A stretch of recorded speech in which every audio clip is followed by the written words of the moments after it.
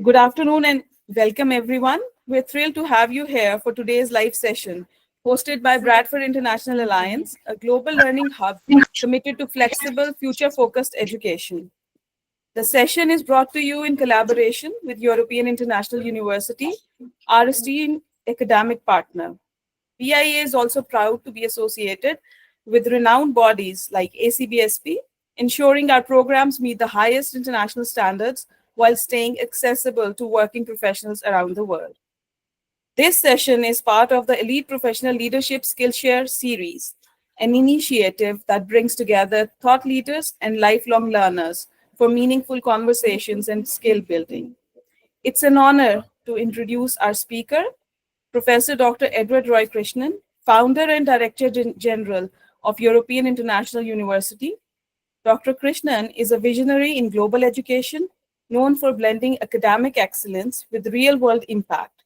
Today's session, Beyond Theory, Research Methodologies that Drive Real-World Impact, will explore how to design research that matters, avoid common pitfalls, and turn insights into action. Stay with us for a Q&A session at the end. And now let's get started. So over to you, Mr. Dr. Krishnan. All right. How's everyone today? Great. How many of you are really, truly present here? All of us, sir.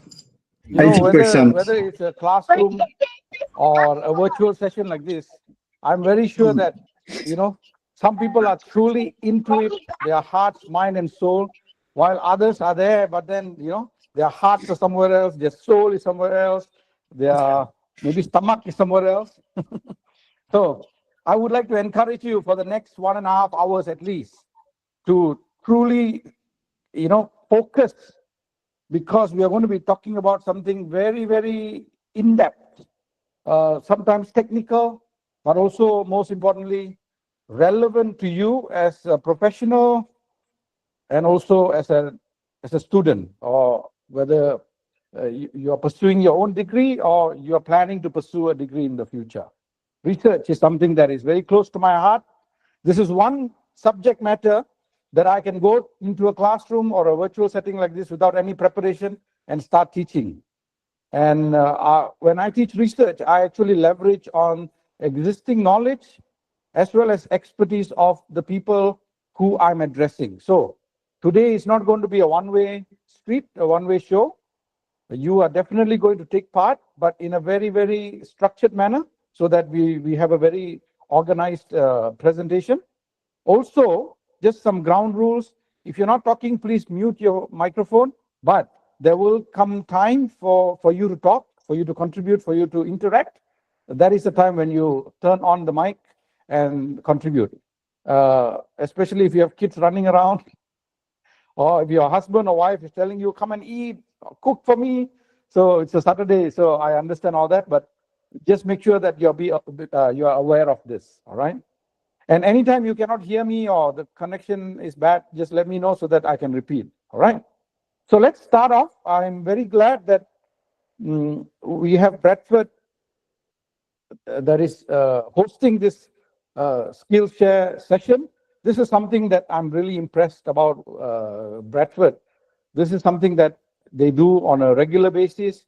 This is their way of giving back to the society, to the community, and also showcase their expertise and thought leadership in various fields, especially in management.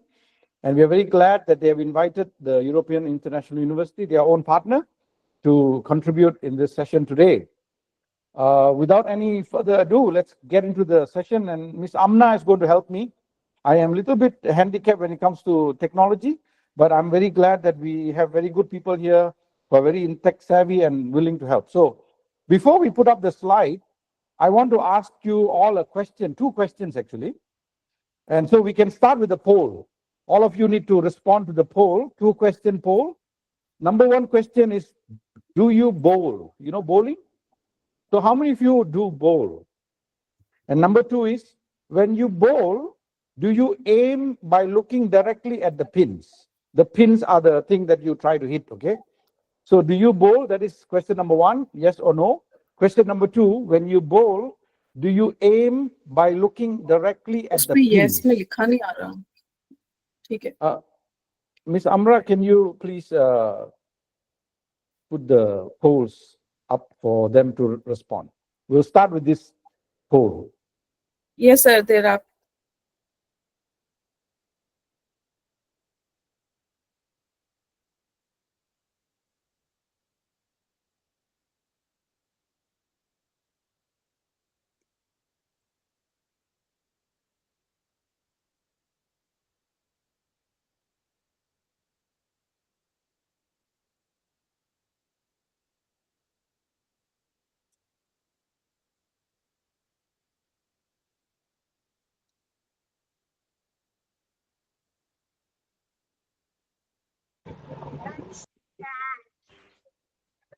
Are our answers visible because we have voted already? Okay, so the results are in, right? Huh? Only few people answered. Only 5 people answered. How to join the poll? I don't You're not see able to the join? screen. Yeah, me too. It must be popping below saying to open. You need to click on the open part, then the 2 questions of poll will open. You can And then click you on can the vote. 9 dots on your screen at the right side, at the bottom of your screen, and the poll will. You can see I the think poll. for some of them, the 3 dots first and then the 9 dots. Yes, sir. Yeah, first 3 dots and then you go inside and then you can open. Under tools. Okay, 15 people have responded to question number 1. That's 17 people, 13 people, 17 people to the question number 2. Nice, nice, nice. I like. This is exciting. All right. Let's wait for a bit.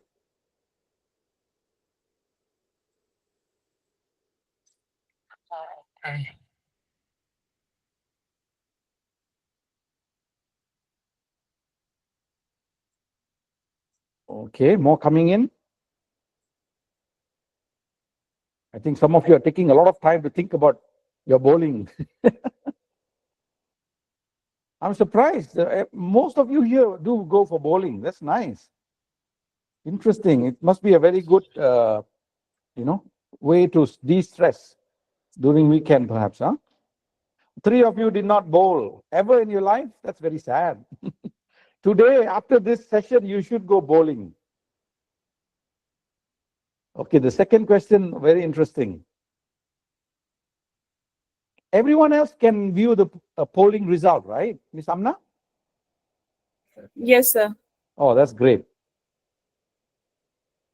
Okay, you all must be wondering now, what the hell or what the heck does bowling have to do with research methodology? I mean, this topic sounded so complicated, beyond theory, research methodologies that drive real world impact. And then suddenly you went into bowling?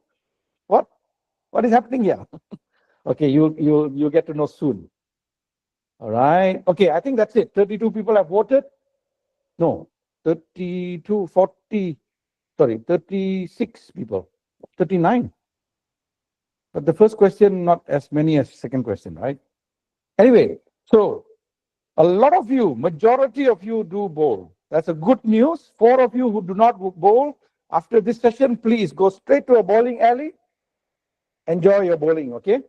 Number 2, when you bowl, do you aim by looking directly at the pins? Okay, so 33 of you stated that you bowl when you throw the what do you call that? What do you call that? Any idea what you call the ball? Is it a ball? The ball. Bowling ball. What is that? The All the pins. bowling balls. No, the pins are the ones at the far end, okay? You have to hit the pins down. But what is the ball called? It's called the ball. The ball, okay. The bowling ball, okay? So when you are, just before you throw the bowling ball, your eyes are fixed at the pins. 33 out of you from the group here says that you look at the pins. And the 8 people who said no, where are you looking? You're not looking at the pin. So where are you looking? We're looking at the alley, the floor. The floor, The floor. Is there anything specific on the floor you're looking at? like at the center of the going to the alley. I mean, to the pins. Okay, so you don't look at the pins, huh? You're looking at the floor, the nearer Yeah, I'm side of the floor, targeting based right? on the floor. Yes. Is there something on the floor that you have noticed? I don't know because maybe if I aim at the floor, my ball will go directly to the pins. Okay, thank you very much. You can mute your mic. Someone else now. Those of you who chose saying that you don't look at the pin, you look at something else. Where are you looking? 8 people. No, Sir, can I answer? Sorry, one by one, please. So Miss Samra has raised her hand. Yes, please. Yes, sir. So I just thought I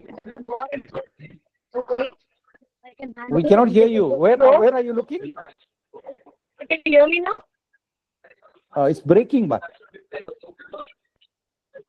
Is it now? maybe you can write your answer. Write your answer instead. You're breaking. Is it clear now? Miss Amra, can you tell what she's writing to us, right?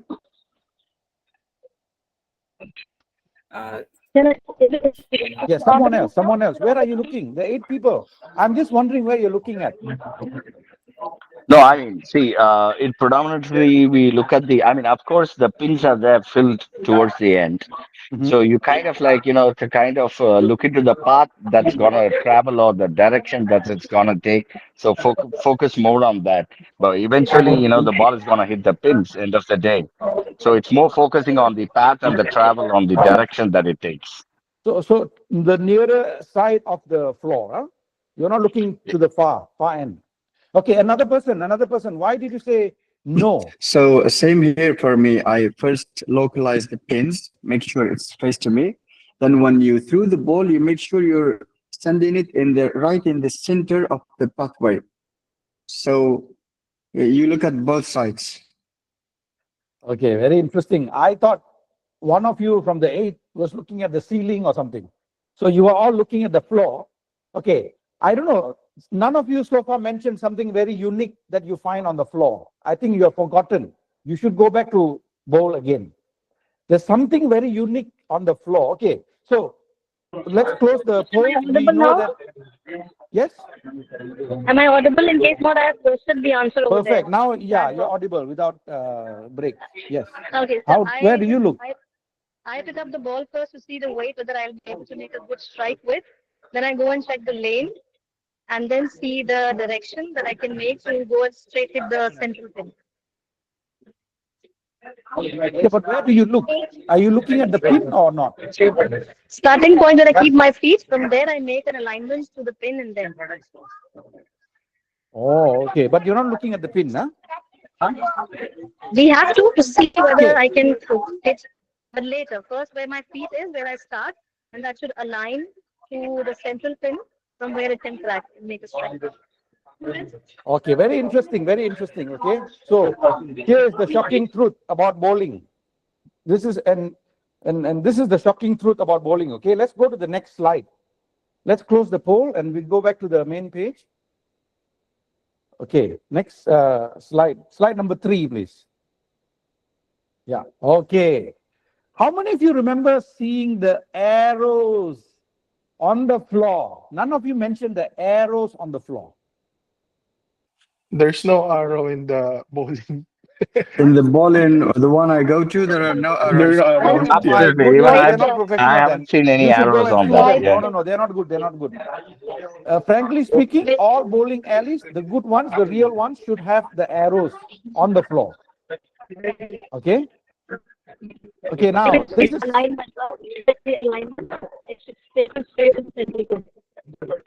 Okay, so whoever said that they actually looking at the floor, I salute you because you are doing something called spot bowling. Okay, whether you knew or not, you are doing something what professionals do. Okay, the experts do. Can we go to the next slide, please? The experts actually do something called spot bowling. The rest of you, the 34 of you who are looking at the pin, sorry, you will never be a good bowler. Okay, but you have the chance to improve now.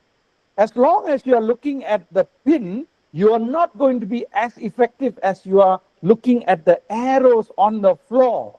Because the arrows are closer to you, And if you focus and target at the arrow, your chances of being more successful hitting the pin down is greater. And I'm not saying this. They have done many studies, and these are the two studies, actually 3 studies that I'm sharing with you on the slide. If you look at the slide, UCBC coaching studies has revealed that 75 to 85% of spot bowlers hit target area versus 40 to 50% aiming at the pin. So if you look at it, the bottom line is this: spot bowling or spot bowlers score much higher, significantly higher than those people who are bowling looking at the pin. Okay, so of course, intuitively it makes sense to look at the pins to bowl, but research says that if you look at the pins and bowl, you're not as effective as if you are looking at the arrows on the floor itself. So next time you go to bowl, please take a look at the arrows. If they don't have arrow, please go and paint the arrow on the lane, on the alley, because they are supposed to be there. Okay, let's go to the next slide. Okay, so how is bowling connected to research methodologies? So before that, we need to do another poll. Okay, and let's go back to the poll, and the question is, what is the most important aspect of research based on what you already know about research? Your own classes you have attended in the past about research methodology, your own idea about research methodology. Even if you never had any research methodology background, you must have seen science experiments. You yourself must have done science experiment when you were in school. Based on that experience alone, what is the most important aspect of research that determines everything else and ultimately defines its success, without which research could fail? In other words, if I ask you the question, if you had to choose only one out of all these listed aspects of research, all of them are important, all of them are crucial. Even if you don't have one, you will fail the research. Okay, but which is the one important aspect of research without which the whole thing will collapse? Can you please quickly do the poll?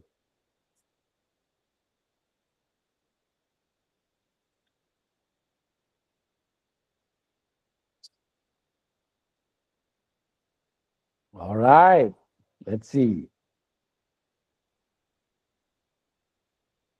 Okay, research topic, research method. By the way, research method is not same as research methodology. They are sound similar, but they're actually not the same. Research method is not the same as research methodology. Today we are talking about methodology, not method per se, but we will cover method for sure, all right? Research participants, data collection, research objectives, conceptual framework, theoretical framework. Remember, theoretical framework is your chapter 2, review of literature, results and findings, data analysis. Okay, so which one is the most crucial? I mean, we already agree that everything is important, very important, but without this one, everything will collapse. Like, you might as well not do research without this one particular thing. What is it? Some of you are already thinking and connecting the bowling activity just now with this research activity. All right, let's see. Still coming in?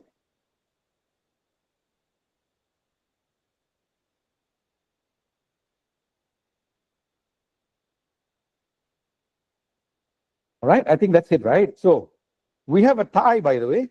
We have data collection and research objectives as the two. Oh, no, there's a competition. Data collection is leading now. All right, this is exciting. Data collection is 11, research objective 10. Others remain to be not so high in score. Okay, research topic is the second in the lead, okay? All right, now research topic is gaining more momentum. Okay, let's see. Anyone else voting? Okay, if not, I think this is it. So 11 saying that data collection is the most important thing, without which, data collection has one more vote. So, more. Data collection is leading now. Research topic is slowly trying to catch up. Catching up. Okay, done? I think that's it. Okay, so we have the results in. 13 people say that data collection is the what? 13 people say that data collection is the most important, without which everything will collapse in research. Okay. Followed, oh, there's a tie again. Research objective is tie with data collection. And then the next very important one you say here, based on your polling, research topic. In fact, I would have expected more people saying research topic is the most important. Because if you take anyone, any researcher, whether it's a bachelor's degree level, master's degree level, doctorate degree level, or postdoctorate level, or a professor themselves, or even a practitioner who are doing research, market research, or whatever, everyone thinks that research topic is the most important thing of all of them, right? But do you want to know what is the most important? And I would say this is the heart of any research. What is the heart of any research? Okay, the answer is, those of you who said research objective, let's give a big round of applause to you. Okay, the answer is research objectives. If you do not have a good research objective, if you do not have research objectives, research is not possible at all. Not even the research topic, by the way. So a lot of students come to me and submit their research topic, very excited. It sounds so complicated, sophisticated, complex, scientific, etc., etc. But the next question I ask, and the most immediate question I ask is, what are your research objectives? Because I cannot evaluate or judge or say anything about a research topic without first looking at the research objectives. And hence, research objectives are or is the heart of any research. And that is why we started with the topic of bowling. What the bowling exercise revealed to us was, when you're looking at so far end there at the pins, you are not as successful as when you're looking at the arrows in front of you. And that's exactly what research objectives are. They're actually milestones, shorter important goals, short-term goals that actually take you to your ultimate goal of completing a useful, relevant, and impactful research. Okay, so let's remember this, okay? Never forget this. If I come and wake you up in the middle of the night, hey, what is the heart of any research?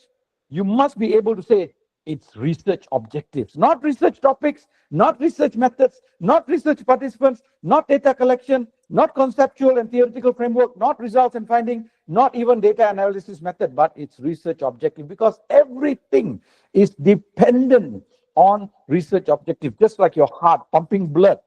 The heart may not be known as the most important organ in the body, but it is indeed the most important, because even the brain, without the blood that is being pumped by the heart, if it doesn't have the brain and the oxygen supplies, it'll die. Everything else depends on the heart. And the heart of any research is research objective. Thank you very much for taking part in the poll. Let's move on to the next slide. So we're very clear now. We're very clear that research objective decides or determines anything and everything a researcher does.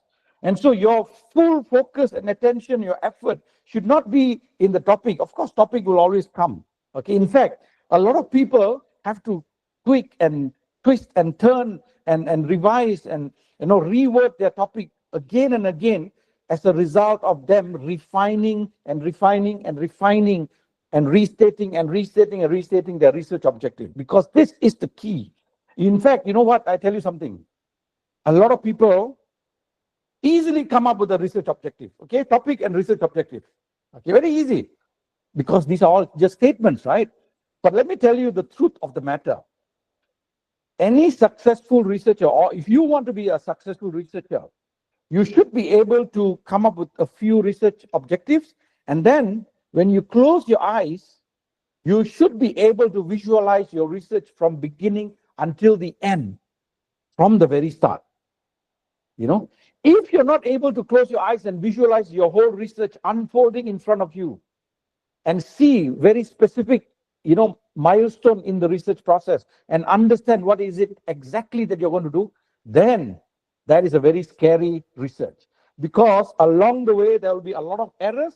And in the end, you may come up with a nice, beautiful document, okay? But then you may actually be heading toward failure in terms of research outcome itself. And so I have many times failed students, even despite them submitting a thesis that sounds so nice and beautiful. All the tables are there, statistical analysis is there, charts are there, figures, tables, content, everything, references, but they still fail because they did not start right at the crucial point, which is the research objective. And many people have the tendency, and this is one of the pitfalls, okay?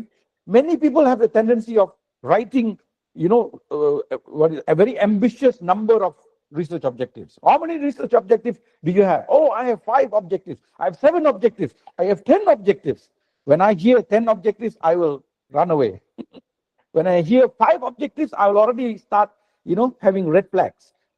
Does the student or the scholar or the researcher really know what he or she is talking about when he or she claims to have 5 objectives, 7 objectives, okay? Or when someone says, I only have 1 objective, people laugh at them, okay? So what are we really looking at? Who decides this? And what are the conventions? What are the rule of thumb that we need to follow, okay? Let's go to the next slide. So like spot bowling, good researchers what? Good researchers understand that success of entire research endeavor hangs on research objective statement. Now, of course, you're not talking about the statement literally. The statement is actually very much alive, okay? And the statement actually dictates everything else. Now, if you're a teacher, teachers know that you do lesson plan. And when I do teacher training and all that, I always tell my teachers, I just need to take a look at your objectives, learning outcomes, and I know whether you're headed in the right direction or not. Because that dictates everything else. So sometimes teachers come and ask me, but can I do this assessment? Can I deliver this content in this way? All my answer will be same. And that is, go back to your objectives, learning outcomes in that sense. But in the research, same thing, same answer, same question, same answer. Go back to your research objectives. If you ask me what tools do I use, which is more appropriate tool, what research method do I use, qualitative research or quantitative research or mixed method? How many people should I include in my study? How do I do sampling? Very simple. The answer is go back to your research objectives, because your research objective is the one thing that guides you from the beginning till the end of your research. And success or failure of any research is determined by very well stated research objective. It's not just statement, okay? But as I said, it's an alive, living statement that dictates everything else in action format, okay?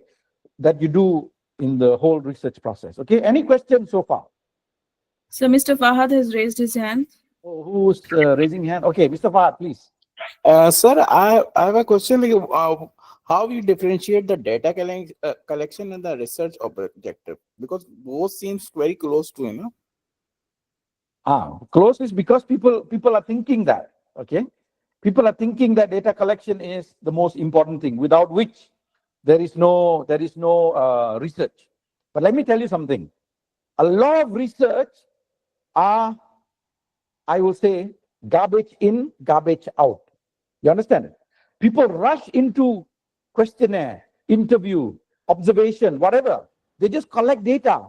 But if the data collected is not founded on solid research objectives, that's actually garbage in, garbage out. So we have seen actually in real life a lot of even doctorate level research that are submitted, even passed and put on university library shelf. But then they actually are very good examples of garbage in, garbage out. The findings lead to no real world application, no real relevance, no real impact, no real transformation. Why? Because the data they collected has no real validity, no integrity, no reliability, and so on and so forth.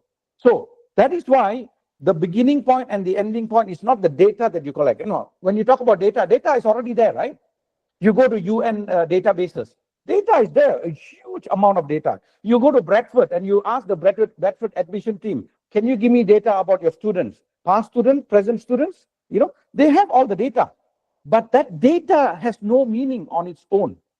Data, information, facts only have meaning and it takes shape into a meaningful way only if and when there is what is that, a goal attached to it, and the goal is actually dictated by research objectives. So I hope you get the point now.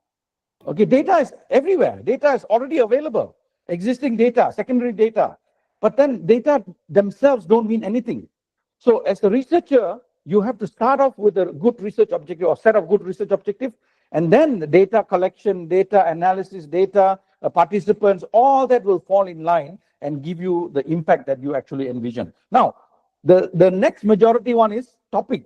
A lot of people think that topics are the most important thing, and they spend a lot of time thinking about the topic. But then you can come up with a beautiful topic. And then when you start writing the objective, you may struggle to find meaning attached to the topic. Or another problem is to narrow down the topic. Okay, so these are all complicated issues that we will try to uncover as much as possible during today's 1.5 hour session. So just follow along, and but I really like when you ask questions like that, because that means you are really thinking and you're with the session. Okay, good. Any other question, or we can proceed? Rowena has raised her hand. Yeah. Okay, someone is physically raising his hand, Mr. Mess. Let's give him a chance. Go ahead, Rowena first. Okay, Rowena Okay, first. thank you. Thank you. Yeah, I just wanted to know how many research objectives should a research paper have? You want to be the lecturer now? Come on, I have the question there. Wait, we are going to discuss about that. There's another polling. Okay. But Rowena, that's a very important question. Every person on earth, when they undertake research, the first question after they state the topic is, how many objectives should I have? In fact, I would encourage all of you here. This is a secret I'm giving to you, okay? You would rather start with a set of objectives rather than the statement of topic itself.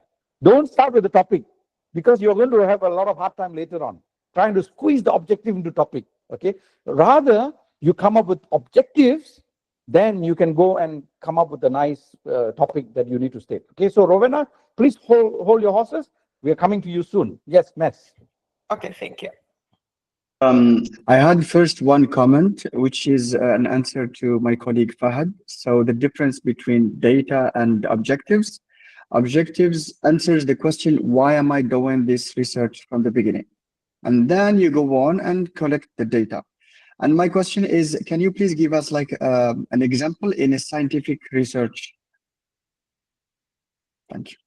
Or example, okay, in an actual research. So that's what the next slide like is. Scientific research, how do we define objectives, and then what data we start collecting? Oh, in a laboratory setting, right? Okay, so there are a few interchangeable terms, so you don't have to worry about it, okay? So research objective is the same as research question, by the way. So sometimes some universities or university lecturers ask students to state objective and question. Well, that is unnecessary. It is actually redundant. Normally, if you're doing a qualitative research, you only state research questions, okay? And usually when you do quantitative research, you state research objectives. But when it comes to pure research or physical sciences, experimental sciences and all, they don't really go through the process of stating objectives. Instead, they state hypotheses. The same thing actually. Because in a qualitative research, the researcher states research question and gets answer to the research question through the data collected. In a quantitative study, but not quantitative, we are talking about pure experimental scientific research. They don't state objective or research question even. They straight away go and state research hypothesis, either directional hypothesis, non-directional hypothesis, or null hypothesis, any one type of the hypothesis. And then they go about testing the hypothesis, not proving the hypothesis. We will never use the word prove the hypothesis. We will say test the hypothesis. And after testing the hypothesis, we either reject the hypothesis or we retain the hypothesis in the case of null hypothesis, okay, or reject the hypothesis. So these are very specific terms. You cannot not use these terms when you talk about using hypothesis and all. So in scientific research, they use hypothesis, okay? It's the same thing, same aim or function they serve, okay? Any other question? That's it, thank you. Thank you very much. Very good question. You guys are thinking. Very nice. Okay, let's go to the next slide. Now, for today's discussion, right, we are going to focus on this particular topic. I had a few topics in mind, but then I was thinking, this is one of the topics that is very hot topic. Everyone talks about AI. Everyone talks about, how technology is influencing every aspect of living and life. And obviously, we have a lot of ladies here who are so keen about shopping. So for you, we are talking about e-commerce platforms. Okay, so this is something that is close to your heart. Even if you're not in technology field, if you're not in business field, if you look at this topic, if you read it once or twice, you understand what it means. Investigating the effectiveness of AI-based chatbots, the thing that pops up and then chats with you, AI-based, not human person. Okay, in enhancing customer service experience in e-commerce platforms. So we are talking about Lazada, we're talking about something like Shopee, we're talking about Amazon, something like that. E-commerce platform, only e-commerce platform. In UAE, you may have something different, all right? But I'm talking about the most generic one, Lazada, Shopee, Amazon. These are more generic international, but you even have Taobao, you have Alibaba in China and Asia Pacific. You may have something here different, unique to you. But basically, that's the research topic. But I already told you, don't come up with a research topic right away. But for the sake of example, for the sake of the session today, we will start with this particular example and then we explore what we do next. All right. So read the topic again and try to let it sink in your mind. Do you understand the topic, first of all? Okay, what are the most important key points here? Key points or keywords to focus on? Anyone can raise your hand or just unmute your mic and just shout out the answer. What is some of the key words here that you are focusing on? It's not just one word, it can be a phrase.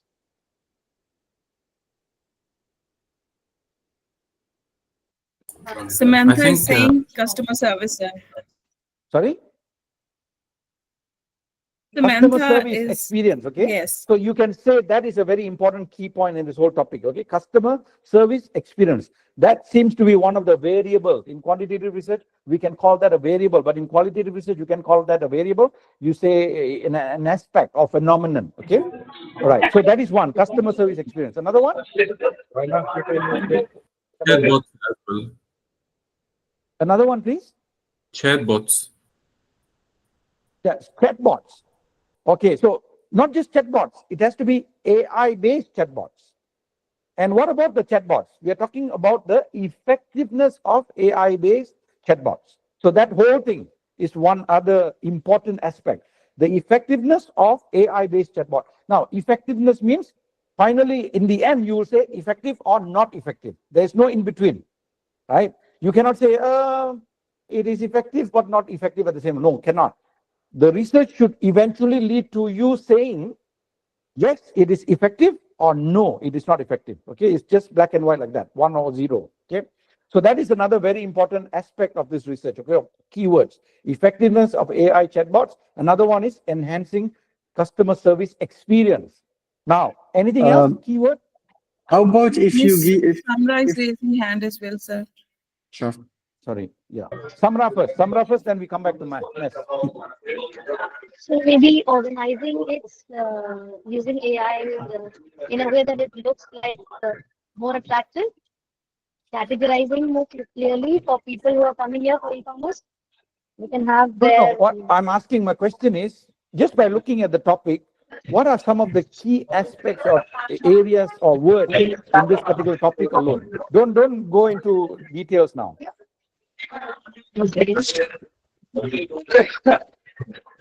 Yes, someone else? I have Samra, a question. yeah, okay. Yes. My question is, you said by the end we will come up to a result that is it effective or not?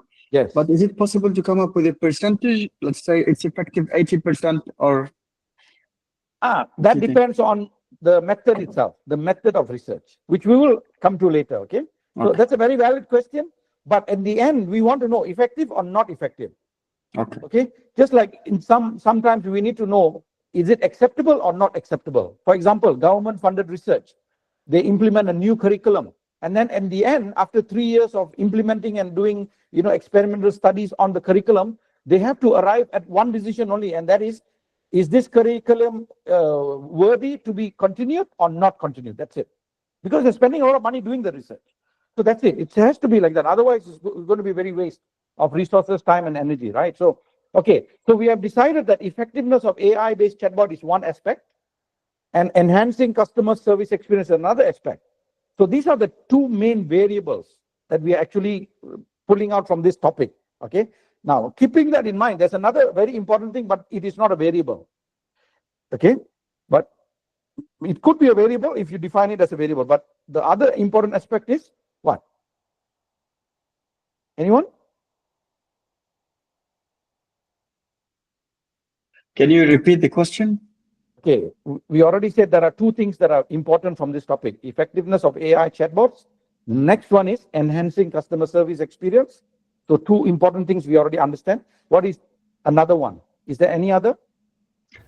Increase in sales. No. Don't infer anything here. Don't infer. Just by looking at the topic.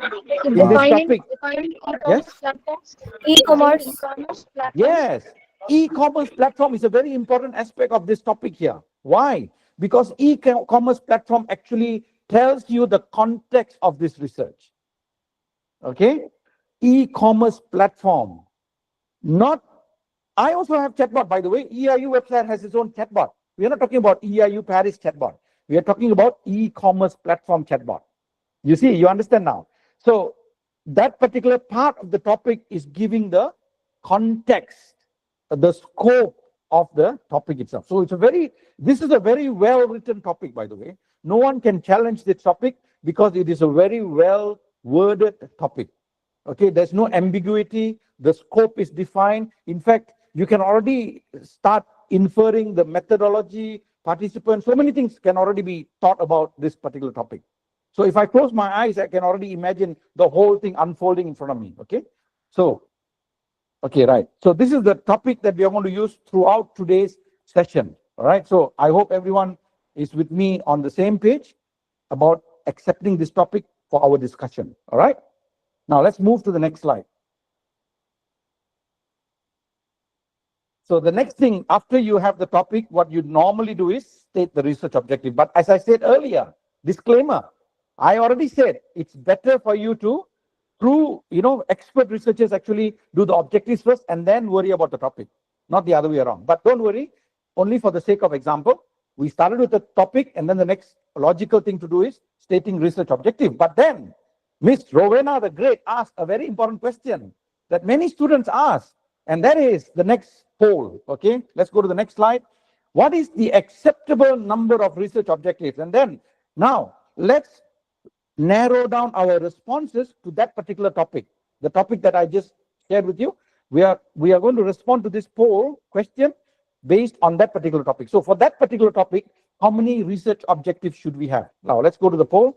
All of you can answer, but make sure you have the reason why you're choosing what you're choosing. Okay, don't simply, okay, let me close my eyes or throw a dice. Please have a justification for why you're saying what you're saying. Okay, let me see the poll. Okay, where do I go to the poll? Tools. Okay. Okay, what is the acceptable number? Interesting.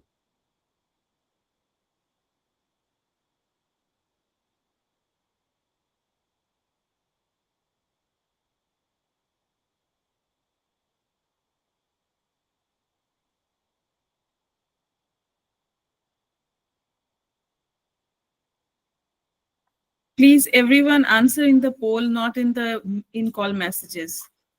Oh, yeah, please answer in the poll. It's very useful.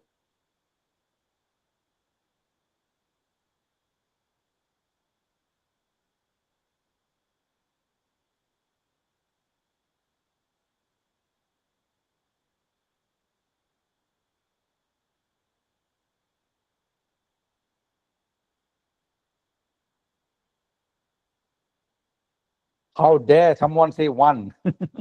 But we still have people saying one. Okay, very interesting. I'm really interested to talk to these people after this. Okay.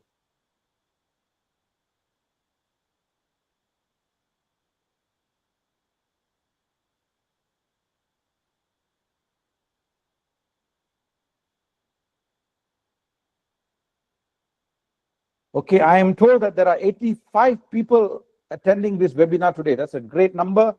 Really congratulate all of you for being here, for choosing to learn rather than going shopping or sleeping at home on a Saturday afternoon. So congratulations. I'm really happy to have you here.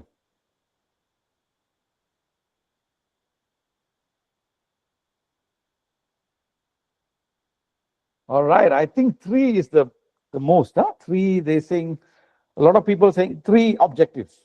Okay, a lot of people, okay, just like children, huh? How many children do you want to have? I want to have 3 kids. Boy, girl, girl. Easy. No need to think too much. Okay, 3. 3 is a good number. Not too big, not too small.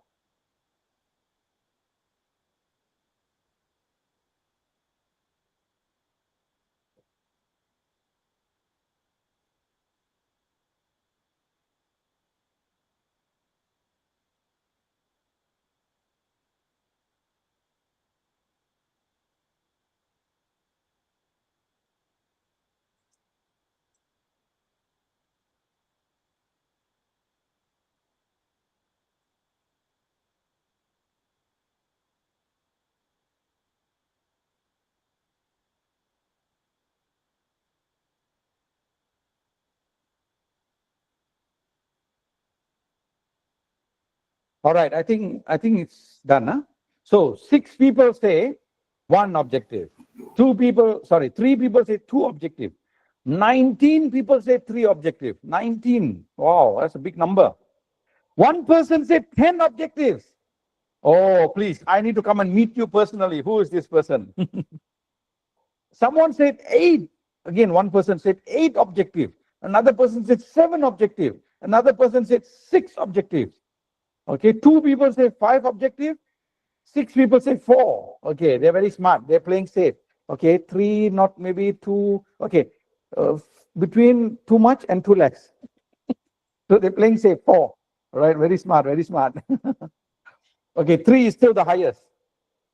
Okay, 3 and then followed by 1 and 4. I think the number 4 people are very funny, nah? Like they are very smart. They're being very safe, playing safe. But 1, they're taking risk. And people who say number 10, 10 objectives or 8 objectives, 7 objectives, they're really taking a big risk. But they are very bold. I like them also. Okay, so let's come back to the discussion. Okay, let me ask. The person who said 10 objective, can you turn on your mic and tell us why you chose 10? Are you trying to pull our legs? Whoever you are, please. Are you just trying to, for the sake of it, put 10? Or did you really mean it? Why? Why did you say 10? Who chose 10? Only 1 person. Okay, that person doesn't want to be known. How about 8? Who chose 8? By the way, there is no right or wrong answer. None of you are right or none of you are wrong, okay? So please remember that. So I'm just, excited that you said 10. So don't think that you're wrong. You're right, okay? Number 8 also. I mean, those of you who chose 8 objectives, you're also right. So tell me who are they and why do you choose that? Yes. Sir, this is Mudassir. Yes. My icon is MK. I believe 8 is the like a right number. So Okay. we should not be less or we should not be high. Okay. If we are looking for like a research, we should be having a like a good like the participant. Then I believe that 8 is the right number to give the that to target the objective, sir. That's Okay, why I so select the the 8. number of objectives should be 8. You are saying that, okay? Correct, sir. Correct. Okay. Thank you. But I still want you to tell me why. Justification. Why? Is there any specific justification? Okay, no problem. The person who chose 10 objectives, do you want to speak up? Yes. Yes, go ahead.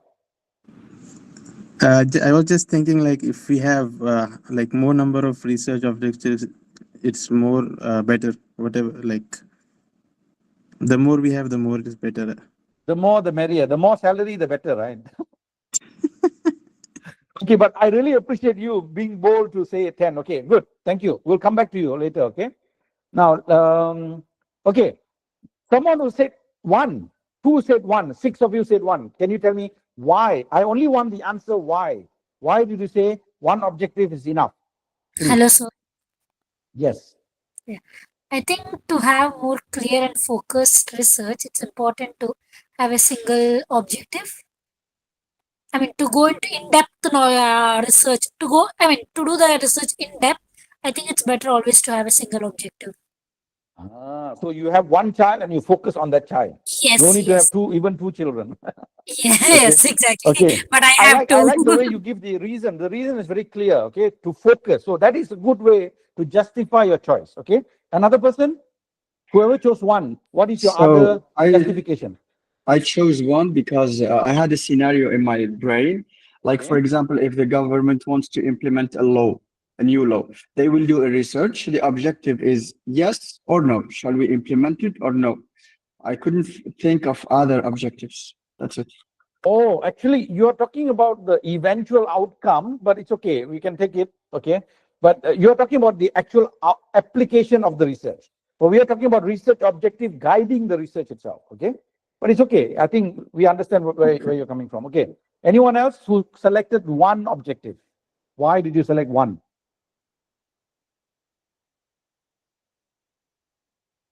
Okay, let's ask Rowena. Rowena, how many did you tick, by the way? How many did you choose? Rowena? I chose four. You But in see, fact, you are the one. You chose to. You be very safe. You play very safe. This is very interesting. She's the one who actually asked the question first of all, and she's the one who chose number 4. Okay, right. And the rest of you, 21 people say, Hello? let's have 3 research objectives. Okay. Now, Hi, Doctor. thank you very much. Yes. Anyone else? Yeah, Dr. Zahid here. Yeah, Dr. Zahid. Yes. Yeah, not Dr. Zahid. Zahid. Okay. Number 5. Number 5 objectives. Okay. You chose 5 objectives. Okay. Can you tell me why? The 5 objectives reason is not very much. It's in the control. Okay, otherwise there will be mix up the things and you will be confused if you choose more. If you choose less, you might not have enough data collection, or the decision will be not that effective because of the lack of the information and data. So you feel 5. It's right in the middle, right? It's not. You want sufficient. The word is sufficient. You want enough data based on the based out of the objectives. Okay, very good justification. Your reasoning is very good. Sir, Rowena has raised her hand. Okay. Rowena again. No, wait. Rowena, you wait. You are number 4. Sorry, Abdullah, please. You tell me. Abdullah. Yes, I'm here. Yeah. How many objectives are you saying you would write? I chose 4. Okay, you also chose 4. Your partner with Rowena. Okay. Tell me why. Why 4? Yeah, 50-50, just 2 qualitative and 2 quantitative objectives. So you will state 2 qualitative objectives and 2 quantitative objectives. Yes. Oh, very interesting. Okay, this person is a little bit advanced than all of us here. Okay, he is specifying what kind of objective he's going to state. 2 quantitative and 2 qualitative. Basically, it's a mixed method study he's planning to do. Okay, very nice. I like it. Okay, Rowena, now come back to you. Rowena, you are the person in our attention now. Rowena, why did you say 4 objectives?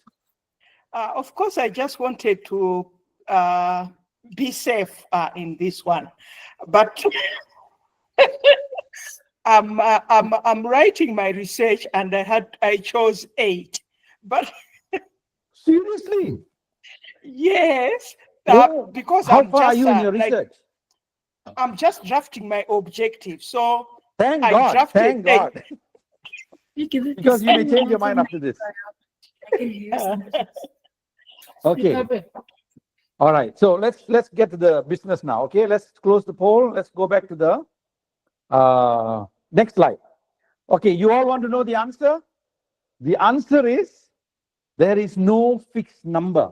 Whether you're doing a bachelor's degree research, master's degree research, doctorate research, or Excuse me, even sir. you're doing a We have two government-funded people who have research. raised. Yes?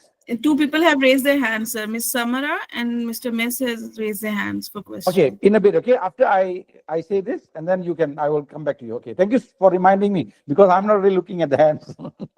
Okay, so the real convention is this. If you are a good researcher, if you have done research many, many years, you realize the fact that there is no rule of thumb, or there is no particular law or convention that says you have to have 1, 2, 3, 4, 5, up to 10 or research objectives. Now, if you feel your topic or your research requires 10 objectives, you have the right to state 10 objectives, as long as at the end you show people that you have fulfilled or you have achieved each and every objective. Now, another pitfall is this. Many times we have students stating, for example, 5 objectives, but when we go to the chapter 4, chapter 1 is where the objectives are stated. When we go to chapter 4 to see the findings, we realize that the student has addressed or achieved 3 of the 5 objectives, and the 2 objectives was never addressed or achieved. In that case, during the viva or the oral defense, the student will be failed. Rowena is stating 8 objectives. If she's not careful, some of the objectives will, fall into the cracks and will not be achieved or fulfilled. In the end, he may, be headed toward problem. So that is why we're not saying that you cannot state 10 objectives. You can, but make sure you fulfill or achieve all of them. You have to do justice to all the objectives, each and every objective. In other words, you're saying you're promising people or your research supervisor or your university, these are my 5 or 10 research objectives, and at the end, I give my word, I promise that I'm going to fulfill or achieve all of them.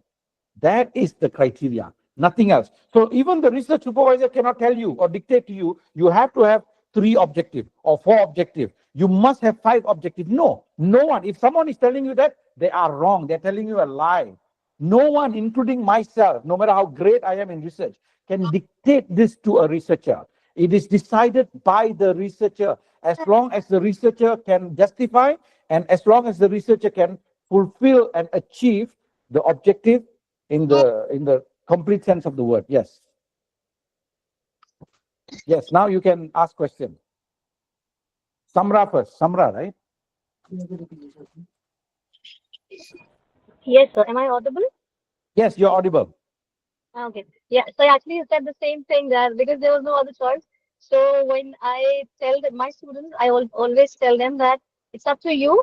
What I would suggest is don't go too many high because you won't be able to cover it up. So I generally advise 3 to 4. But there wasn't any option to choose, so I've chosen 3. Okay, I'll so just give 3 to 4 is a quick something that example. everyone, Yeah. in Yeah, you research can. circles, for For example, example. if you're planning to go for a lunch. So your family members, okay, and we'll all go together. Time is lunch, and veg or non-veg, we'll decide that, and a restaurant and a route. That's it. So Oh, no. less number of things Now we you're can making me cover. hungry. Why are you making me hungry? I just had mine, so I got a Good very clear example. example for that. So 3 Yes, to good 4 is what example. I ideally tell them. But there are students who submit with 5, and I say if you're able to commit to it and you're able to mention everything in your document, then 5 is okay if you can. But whatever you promise to write down, you should submit accordingly. That's what I say to the students. Very good, very good. Okay, so one of the most important criteria to determining what number of research objectives you have is the scope of the research. How deep, how far you want to go as a researcher. Okay, number 2, complexity of the problem statement. Again, connected to number 1, how far do you really want to go? And if the problem is big, but do you want to target certain aspect of the problem, or do you want to target the entirety of the problem? And then the type of study, okay, that also determines the number of objectives. Time and resource, yeah, this is very important. How much time you have? Let's say you have 3 months in your hands to complete a master's level thesis, okay? It's not doctorate, it's not bachelor's, but master's level, and you only have 3 months. That's your budgeted time frame, okay? So based on that, you can actually decide and justify No one can say it's wrong or right. Okay, that is your own decision as a researcher. And lastly, but not the least, is alignment of the research question with everything else, not just with the hypothesis and research question, but everything else. Can you really achieve, like Ms. Samra said, can you really achieve those objectives? So if one objective, you do justice to it, fine. But if 10 objectives, you still do justice to it, then that's fine. You will not fail. 3, normally they say 3 to 4, but depending, if you do doctorate level, maybe more. If you do master's level, less. But no, that's not true. It's not about doctorate or master's level. It's about all these things that are listed in front of you, the 5 different factors. Now, Mr. Mess, you have a question or comment? So my question is, I think maybe some of us have a different definition of research objectives itself. So if you can have the exact definition, so we will know what are we talking about. I mean, I know what is it, but I was thinking that it's like the final outcome I want to reach. No, it's not the final outcome. Like if I give you an example, for example, I want to buy something, and my research will be, is that object useful for me or not? Is that? Yeah, in that sense, yes. So the research objective dictates everything else toward arriving at particular solutions, for example, or arriving at particular information, knowledge, decision, recommendation, things like that. So it depends also, because you have 3 kinds of research. You have basic research, applied research, and evaluation research. So these also will impact the type of objectives and the number of objectives that you have. For example, basic research, this is the kind of research that every university library shelf you'll find. They're just adding to the knowledge. Okay, so term papers are examples of basic research. People just do research for the sake of completing the paperwork and then put it on the shelf. But applied research, one level extra, okay, or one level higher, is the applied research, where people are actually trying to solve problems, make decisions, recommend solutions, etc. So this one will be a little bit higher level. So here you actually have objectives that are directly impacting real world application, real world solutions, real world decision making. Okay, and then the last one, evaluation research. Evaluation research is always and must be done toward deciding something, whether to continue with the curriculum or not to continue, whether to fund this particular project or not to fund the project. So that's why evaluation research is very high level research. It's actually a collaborative kind of research. It's well-funded research by university or even government. Okay, so students at university level usually do basic research, but basic research is very boring and it's just adding knowledge that is not, that's very inert. It's not really acting knowledge, like active knowledge. Whereas a lot of universities nowadays, especially, programs that are more industry-specific, industry-based, encourage students to do applied research or action research. Okay, now action research have direct impact or outcome in the real world, in terms of real world application of the research itself. All right. So yes, definitely objectives have real outcomes in the end. But objectives also guide students throughout the research process.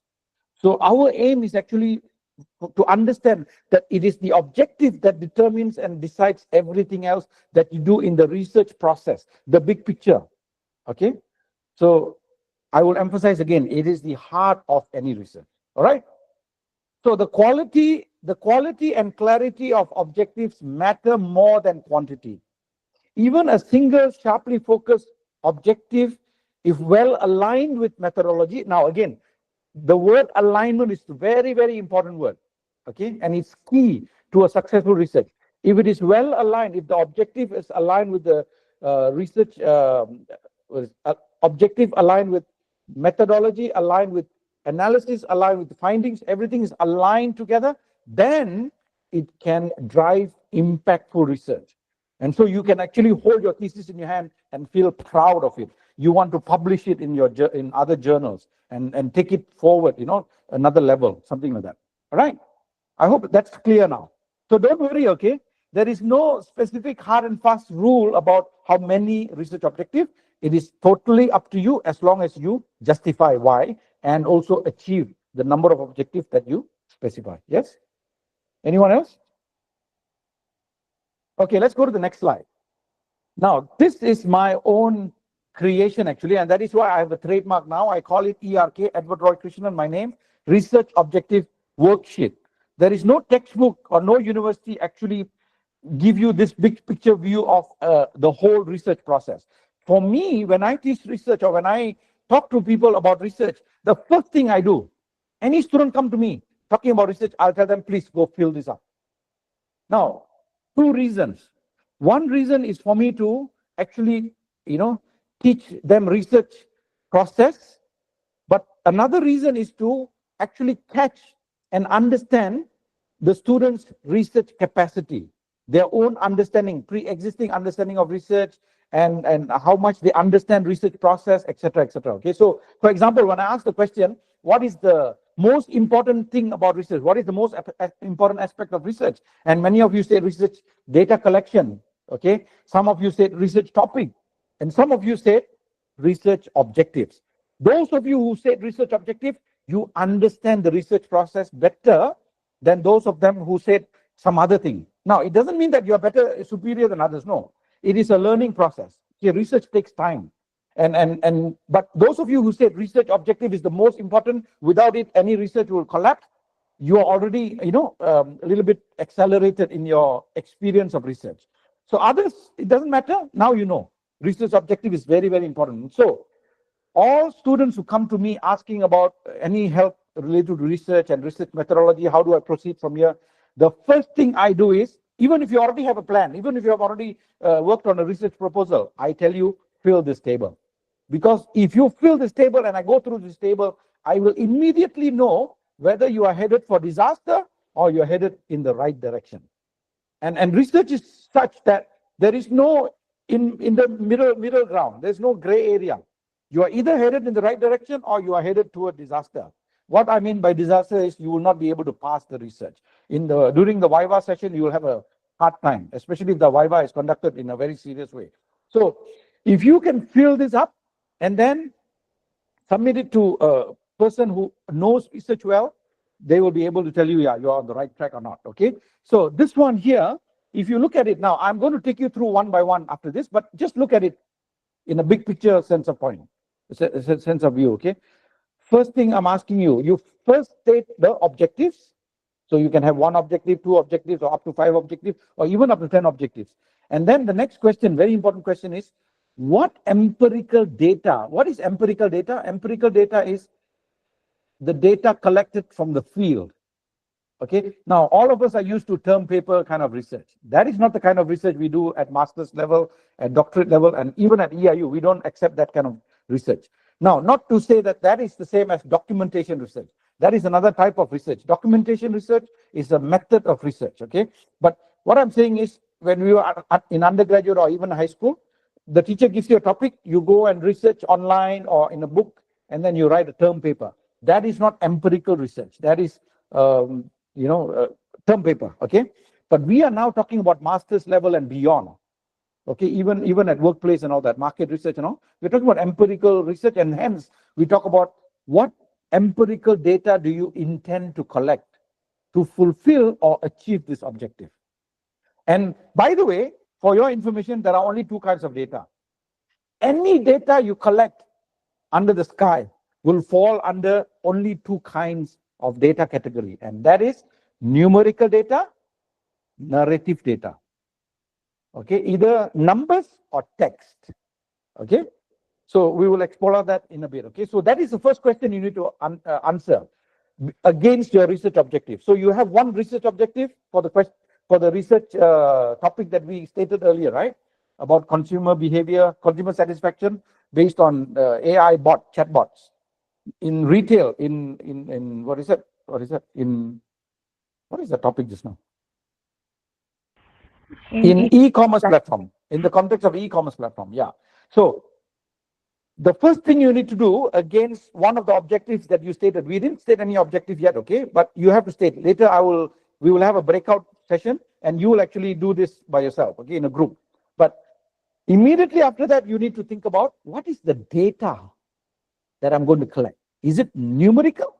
Is it narrative? Now, someone earlier, I think Abdullah said, or no, maybe not Abdullah. Someone said he's going to state 2 objectives that are quantitative, meaning numerical, data, and two objectives that are qualitative, meaning narrative data. Now, that person is a very smart person. He is actually talking about mixed method. Okay, sometimes some researchers, and especially today, it's quite a trendy thing to do mixed method, but many people actually misunderstand what mixed method really is. Okay, we will talk about that later. Okay, but mixed method is very popular nowadays. You have a combination of numerical and narrative, but it doesn't mean that that is the only way to do research. You can also say, no, I will only deal with numerical data, or I will only deal with narrative data. Okay, that's the first question. Second question is, how do you intend to go about collecting the indicated empirical data, whether it's numerical or narrative or mixed? Are you going to use questionnaire? Are you going to use interview technique? Are you going to use observation, existing documents, or documentary? Okay, archives, like UN has got a lot of archives, okay, old information, data. Or if you go to Egypt, you have all the, scrolls and all that, in the museum. Those are all examples of that. And so you have to indicate and explain in detail how you're going to collect the data that you mentioned in the previous column. Okay, very clear, easy. Next, where and who do you intend to collect the data from? I keep using the word empirical because I'm emphasizing these are field data. You have to go and collect the data. Don't just get from the book, internet, Google, okay? So if your research involves population and sample, so you have to indicate that, okay? And justify, this is very important, justifying why you intend to select and use this particular sample group or participants. By the way, in quantitative data, we talk about population and sample. In qualitative data, we don't talk about population sample, we talk about participants of the study. Okay, very simple, all right? Now, of course, there are sampling methods and all that. That is another day, okay? We're not going to that. Now, the last one is, how do you intend to analyze the empirical data you had collected or you would collect? Explain in detail how you would organize, analyze, and interpret to arrive at the findings of the study. You see the words there. First, you need to organize. Then you need to analyze. Then you interpret, and then you arrive at findings. These are all individual, separate actions that you're taking. People think that data analysis is just one thing, one activity. No. Within data analysis, you're actually organizing the data, analyzing the data using different tools, and then you interpret. Finally, you arrive at findings. And from the findings, you can conclude and recommend. So do you see? I have actually captured the entire research process on one worksheet. And the name of the worksheet is Research Objectives Worksheet. Why? Because, as I said, research objective is the heart of the research. So the entire research can be boiled down to starting with this particular step, stating the research objective and then dissecting the research objective into elements or individual parts. Once you have this is what you say or what you call a research plan. And you have a foolproof plan, you will not go wrong. Okay? So and after developing this or writing this, then you write your research proposal. It's easier. It's better. Okay, so I don't really give a lot of importance to research, literature review and all that. That is all part of the game. You will do it. But this is more important because now, once you close your eyes, you are able to answer the question, what is the data? Is it numerical or narrative or mixed? And how am I going to get the data? From whom? Where? Right? Okay. What tools am I going to use to get the data? Okay. And then who am I going to collect it from? Or where am I going to collect it from? Sometimes you don't have people. You just have the place, the location. For example, I have to go to the UN office and get all their database. There's no who there. There's only where. Okay. And then finally, once I get the data, again, we're talking about data that is high integrity data, valid data, meaningful data, useful data, data that is clean, not garbage in, garbage out type of data, okay, but data that is really clean, well thought of data, okay. So once you collect that, then you analyze the data, then you'll have a beautiful outcome emerging out of your research process itself. So you put in a lot of work, a lot of effort, resources, money, time, everything, and that is why it's so important. And I really care that you make sure that you start off correct, because otherwise you will do everything. You will have the data collection instrument, you even distribute, and then in the end I tell you, oh no, everything is wrong. Why you started from. And that is why everything is like a dominoes effect, the ripple effect. Everything becomes wrong because you did not start right. All right. So it's very Sir, important. Mr. Zahid Gul has raised his hand. Yes, please. Hi, Doctor. Just one thing. Can we use the SWOT method while collecting the data? What is that? SWOT. Strength, weakness. SWOT. That method can we use? No, SWOT analysis can be one of your data that you collect. SWOT. So SWOT and all will go under what kind of data? Numerical or narrative?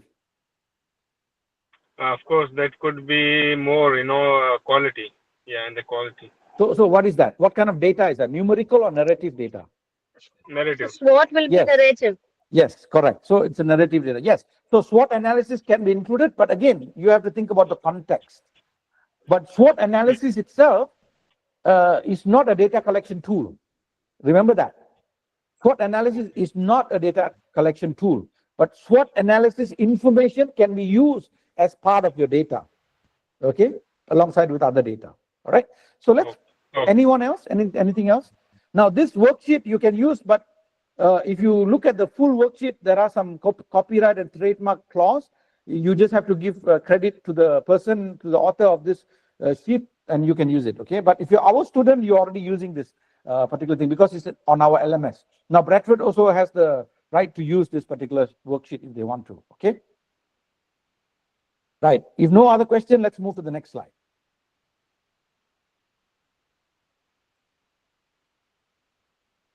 Yeah. So the next slide is just the first column. Okay. The first column deciding on what type of data, numerical data or narrative data. So narrative data is very, very many in example. For example, you interview people, face-to-face interview, and you record, and then you transcribe that.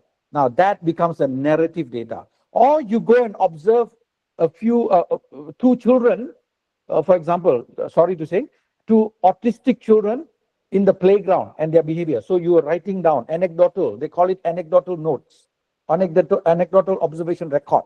So that is an example of narrative data. Or you take contents from a website.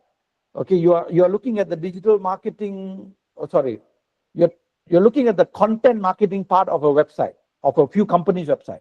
So you're only focusing on the content, okay, not frequency and things like that, not numerical. So that becomes narrative data. You understand? So there are many examples of narrative data. Anything that is text heavy, that becomes narrative data, okay? And qualitative researchers normally use narrative data or collect narrative data and compile it into something called field notes, okay? So they go on collecting, and then they would not rush to analyze. They will collect it. Sometimes, for doctorate qualitative researchers, sometimes they take like 2 years, 3 years collecting data, become so thick, and then they sit down to analyze. It's a very, very elaborate, tiring task, but that's what they do, okay? That's why PhD and all that take 3 years minimum to finish because of the data collection is very extensive. Now, numerical data is a little bit more straightforward. In the context of social sciences, behavioral sciences, numerical data can be collected in the form of surveys, questionnaires, okay, but forced choice, like Likert scale, true or false, or yes and no, things like that, okay. What else? In pure sciences, obviously, they take the amount of time, speed, weight. Those are all pure sciences. Pure sciences is much more easier, okay. The numerical data is very straightforward, and in fact, pure science numerical data is very strong. It's called ratio data. Whereas in behavioral science, humanities and all that, the type of numerical data that we collect is usually categorical data, ordinal data, and interval data. When you compare these type of data, numerical data, they are not as strong as the ratio data that you get in the lab. Okay, but for ethical reasons, we cannot really collect data from humans in the lab. So we have to settle with interval data, ordinal data, or categorical data. All right. So, but these are all, it all comes under numerical data. For example, if I collect gender information and I divide them into 1 and 2, male 1, female 2, and when I analyze it, that becomes numerical data. All right. So there are many examples of numerical data, but these are basically the two types of data. So any data under the sky will fall under either numerical data type or narrative data type. That's it. There's nothing else. There's no third type. Okay. Okay, let's go to the next. Anyone wants to comment or give example or anything? No. Okay. Let's go to the next one, which is very important. Okay. Now we come to qualitative research, quantitative research, and mixed method research. Okay. And I've given you, I've already talked about it. Okay. Anything that focuses on numerical data, pure numerical data, statistical analysis, hypothesis testing, measuring variables. Okay. You're actually doing quantitative research. Okay. Don't mix it up with qualitative research now. Okay. For example, surveying 500 customers to analyze customer satisfaction score using a Likert scale. What is a Likert scale? It's a scale using the 5-point response, which is like strongly agree, undecided, disagree, strongly disagree. Okay. There can also be seven responses, but normally it's 5.5 scale. Likert scale. Okay, so that's an example. So you will collect these responses and then convert it into numerical data, and then you analyze using statistical analysis tools, right? So that is quantitative research. Qualitative research, I already gave you example. By the way, if you are someone who watches documentaries, I like to watch documentaries, National Geographic Channel, BBC documentary, many documentaries. Documentaries are usually qualitative research. All the documentaries that you watch are actually qualitative research. Now, you are aware that it's war between Israel and Iran. So I actually go to documentaries watching why these two countries are so, against each other. And so they actually have documentaries going back to many, many decades, the start of the Persian Empire and this and that. So I watch documentary. They do a very, systematic presentation of historical account, important events that happen at different times, different personalities, and they present the data in a very nice, fluid way. So that is all examples of qualitative research. So qualitative research is very different from quantitative research. Quantitative research looks at the surface, overall, average, what is happening. Whereas qualitative research is more interested in in-depth, experiences, phenomenon as it unfolds. Okay. So for example, like for example, a lot of American, immigrants now, they're being kicked out, right?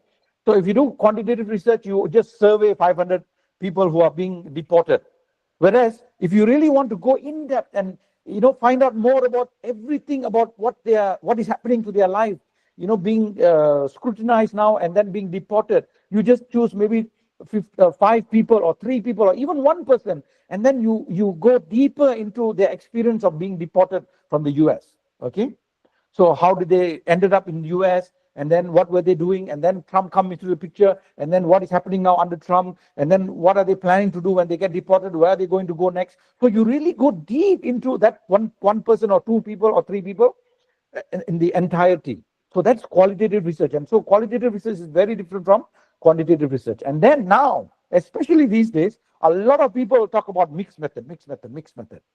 And every student thinks that the only way to research is mixed method. Actually, it's wrong. Okay, don't follow the trend just for the sake of it. Try to first understand what is mixed method. Now, mixed method is what someone earlier said, okay? He has 2 quantitative objective and 2 qualitative objective. That is a very good example of mixed method, okay? When you collect both numerical data and narrative data. But now, sometimes a qualitative researcher also has a few numbers that he or she reports. Now, that doesn't make it a mixed method, okay? Or a quantitative researcher, while he does his survey, he also has one final item saying, is there any other comments? Okay, so some narrative data is there, but that doesn't make it mixed method.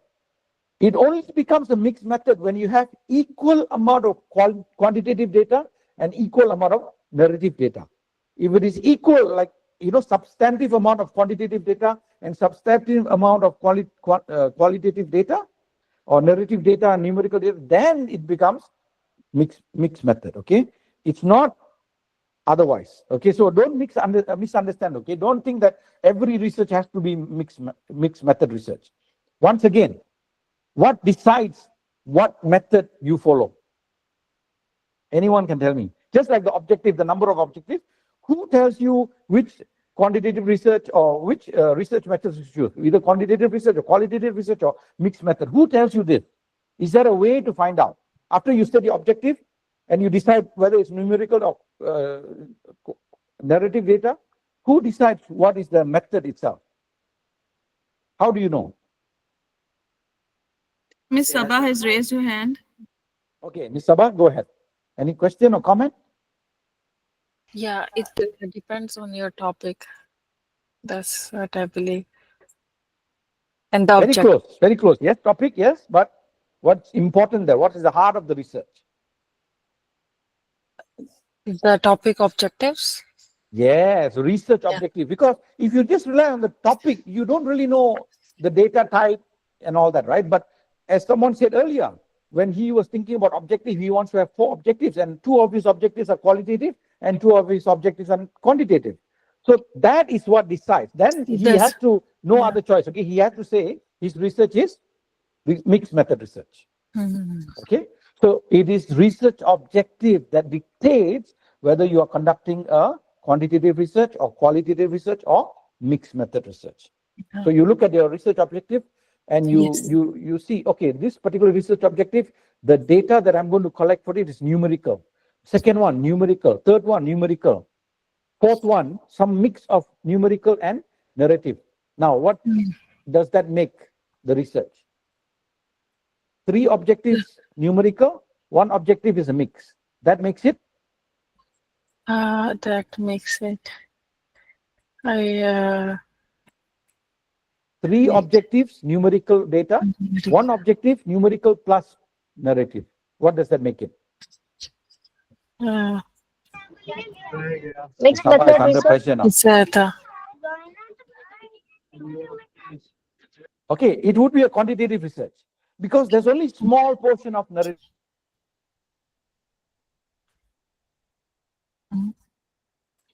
You're.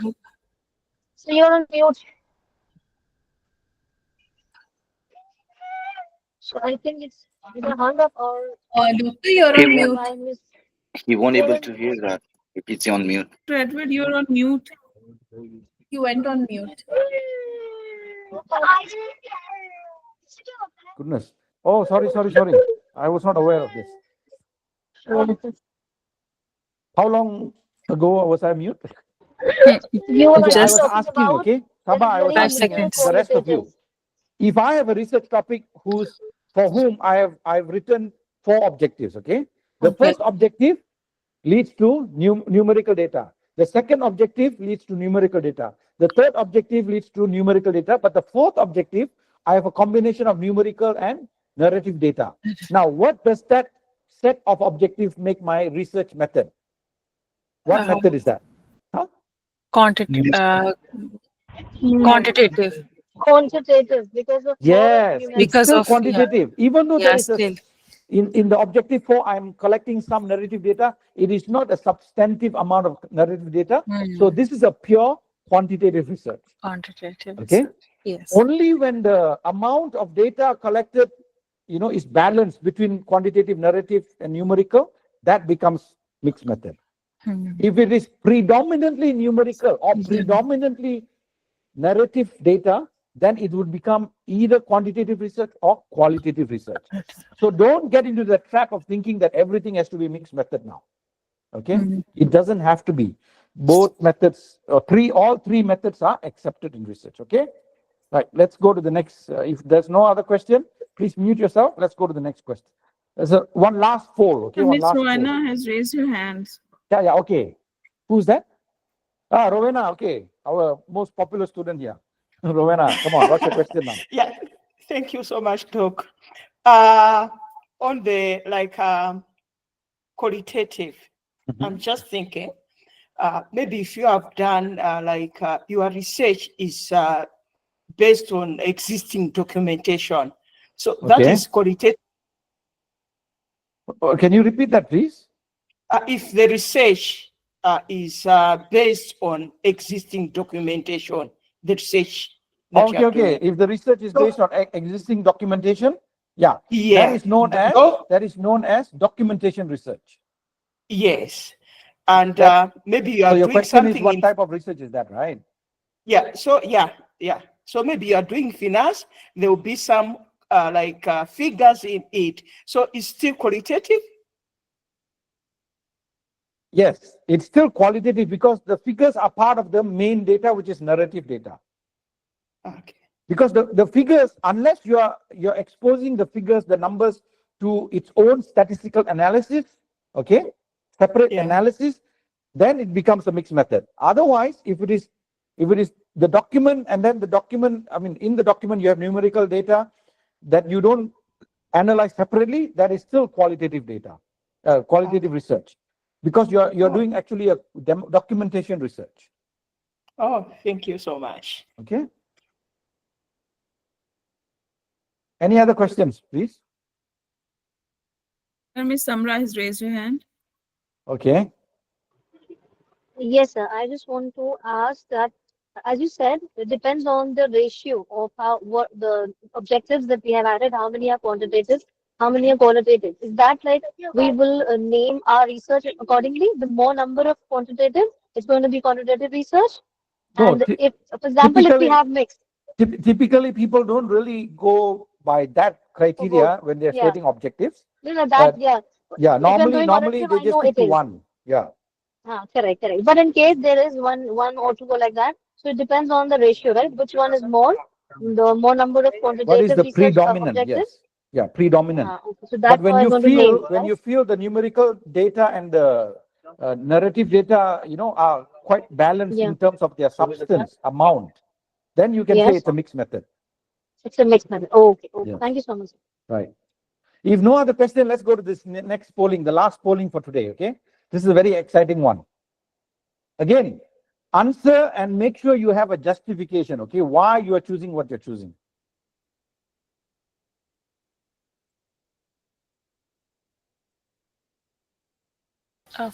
For me, it's mixed. Wait. Let everyone finish first. Yeah. Okay.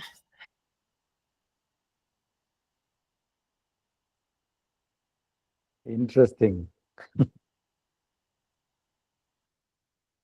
More coming, I think. All right, more coming.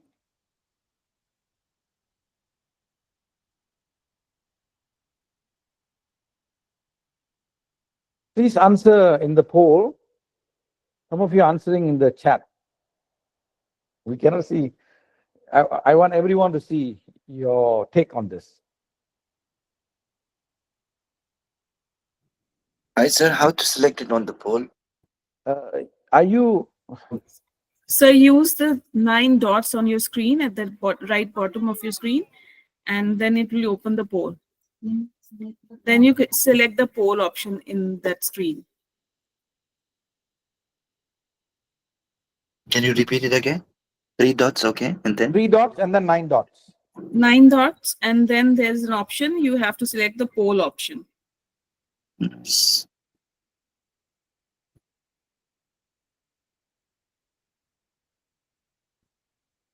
I'm not getting it actually. Tools. Go to tools. Tell that way. Okay, tools. Okay, and then polls. One active. Okay. That's it. Then scroll down. Okay, I got It's it. at the very bottom. Okay, perfect. Perfect. Thank you. So Ms. Sabah Munir has raised her hand. Okay. 23 of you said that mixed method is the most preferred and considered better overall. And 11 of you say that quantitative is the most preferred and considered better overall. And 7 of you, see again, when I was studying in the university and when I was teaching at university, big universities, you're talking about traditional university with, full-fledged faculty and a lot of PhDs and professors and all that. A lot of professors actually literally discourage students from doing qualitative research. You won't believe this. They literally tell, if you choose and do qualitative research, you will fail. And those days, mixed method was not so famous, okay? People didn't even talk about mixed method. So now you know my age, okay? I'm quite old, okay? But those days only quantitative and qualitative. And many professors would literally force people into quantitative research. Why? Because you state hypotheses, you collect numerical data, and then you do analysis, statistical analysis using SPSS or MATLAB and things like that. They literally, and then regression analysis, regression modeling, and ANOVA, ANCOVA, t-test, single test, single pair t-test, and all these things. They use complicated words to scare you and then tell you that you must do quantitative research. But that is a false notion. This is all wrong way of teaching research or thinking about research. Frankly speaking, there is no such thing as the most preferred or considered better or the best. Quantitative research has its own place and time. Qualitative research has its own place and time. Mixed method has its own place and time. In fact, a lot of people have realized that quantitative research is actually of no use. For example, you are studying human behavior. You are studying happiness, for example, and you use a survey to quantify. You're converting happiness level to or human emotion into numbers. Okay, so today I say on a scale of 5, 1 to 5, 5 being the happiest, 1 being the most sad, which is your level? And then one say 2, another say 4, another say 5. What does that really mean? So converting human emotion into number doesn't mean anything. And so it's like garbage in, garbage out. So a lot of people these days actually realize, you know what, for many years, for many decades, we really glorified quantitative research and we said that is the only way to go, and we pushed everyone to it, using statistical analysis and blah, blah, blah. Now they realize, what have we gotten from that? What have we really gotten from that? Have we really understood human behavior? Now, I'm talking about human behavior because that's the kind of research we are doing. Okay, of course, obviously, pure scientists, natural scientists, still, they will never compromise. They will never give up on quantitative research because they can get the numbers, real numbers, good numbers, okay? But behavioral scientists like us, we cannot get numbers that really represent emotion or human experiences. So now what they realize is that qualitative research is really, really valuable. Getting to know people, getting to know organizations through and through, delving, immersing into them, into their experiences, and really finding out what is truly happening is more valuable than just, 500 people, 1,000 people survey, and polling.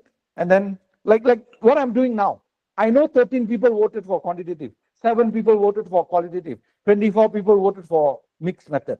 But do I really know why and how? And what is the real motivation? No, I don't know. So the polling is okay for some purposes or limited purpose. But to truly understand your understanding of research method, I really need to sit down with you one-on-one or in smaller groups. Then I will understand why you say quantitative research is more important, more preferred, better overall, things like that. You understand? But now people understand that qualitative research is also valuable. So I'm not surprised that qualitative research gets a very low score here, because that's what everyone is advocating for. Many professors in universities, maybe because they themselves don't know how to do qualitative research, or they know how to do it, but they are biased toward it. They don't like it. Literally, they don't like it, okay? But I'm glad also to see that a lot of people actually say that mixed method is more preferred and considered better. Yes, indeed, if you can do it, okay? But again, just like research objectives, there is no hard and fast rule as to which one is better or more preferred. All 3 methods are good as long as they are connected and aligned with your research objective and fulfill your research objectives in a sound manner, in an academically sound manner. So there is no real answer to this question. The answer is actually, it depends on your research objectives, okay, and your priorities and your actual aim and eventual aim in conducting this particular research. But thank you very much for responding. This is amazing. You can actually see how people, think, how people process information, how people have certain preferences and shape their idea about something. So all of you are right. No one is wrong, okay, in this matter. All right. So let's move on. Thank you very much again. That is the Mess last has poll. raised his hand. Yes. Mr. Mess has raised his hand. Okay. Who's that? Again? It's Go ahead. it's me. Hi. Yeah, Miss. You disappeared for a while. Come on. Now you're back. Because of her, I Hey. disappeared. She's studying with Hello. me. Okay. So Go ahead. my question is the challenge with qualitative data is that you cannot measure it. Like for example, because by the end you have to come up with numbers so you can know that is this right or wrong. But words can never be measurable. Words This is can my never, thinking. very, very classic. That's good. That's good. They're very, I mean, how do you analyze a narrative data? You have a bunch of field notes, all text. How do you go about that? Yeah, that's very true. And I think that is why, one of the reasons why qualitative research did not get much attention all these years and decades. But now you'll be surprised.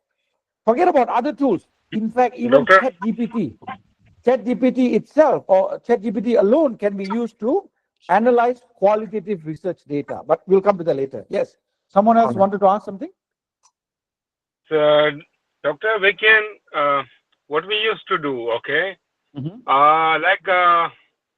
are all behavior, like quality. So what we can do, is my opinion, I don't know whether it will be right or wrong.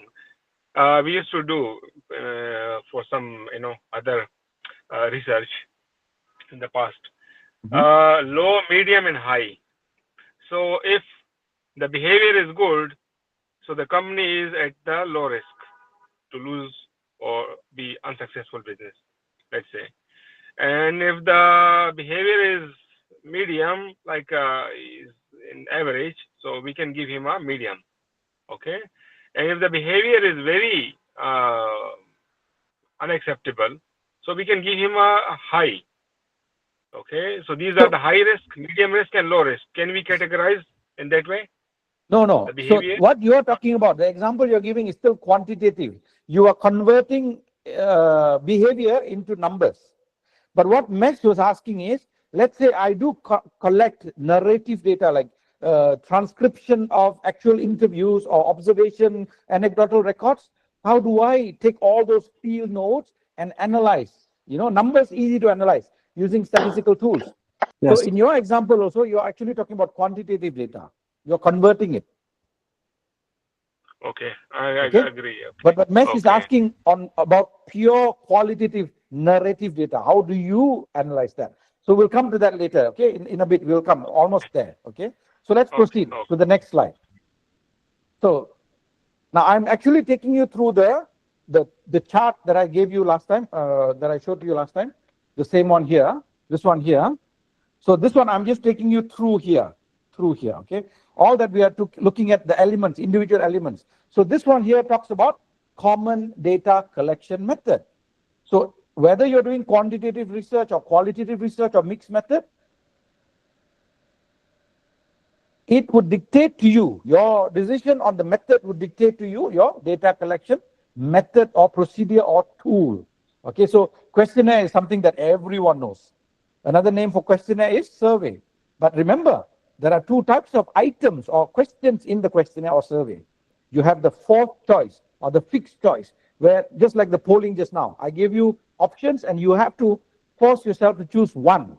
Okay, that is, if you do that, that is quantitative. Just like what the example that Mrs. Hyde just gave. That's a very good example of quantitative questionnaire. Okay, but there are also qualitative questionnaire. What is qualitative questionnaire? Well, you have the same kind of survey tool or questionnaire, but you ask open-ended questions.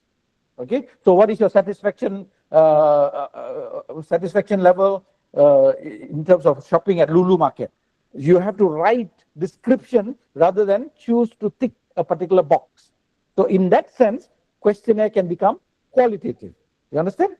So there are two options. And then you have interviews as a whole interview. An interview, you have three types of interview: structured interviews, semi-structured interview, and unstructured interview. Unstructured is not mentioned here, but it's also part of the interview schedule, a type of interview. So you have structured interview.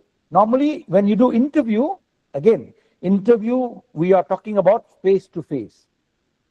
Nowadays, it can be face-to-face virtually, but we are talking about face-to-face. You're talking to the person, and writing down, or if the person agrees and consents, you can also record the responses. So that is an example of qualitative. So interview will always be qualitative, but in the context of structured interview, you're actually interviewing for numbers. For example, how many times per day you brush your teeth?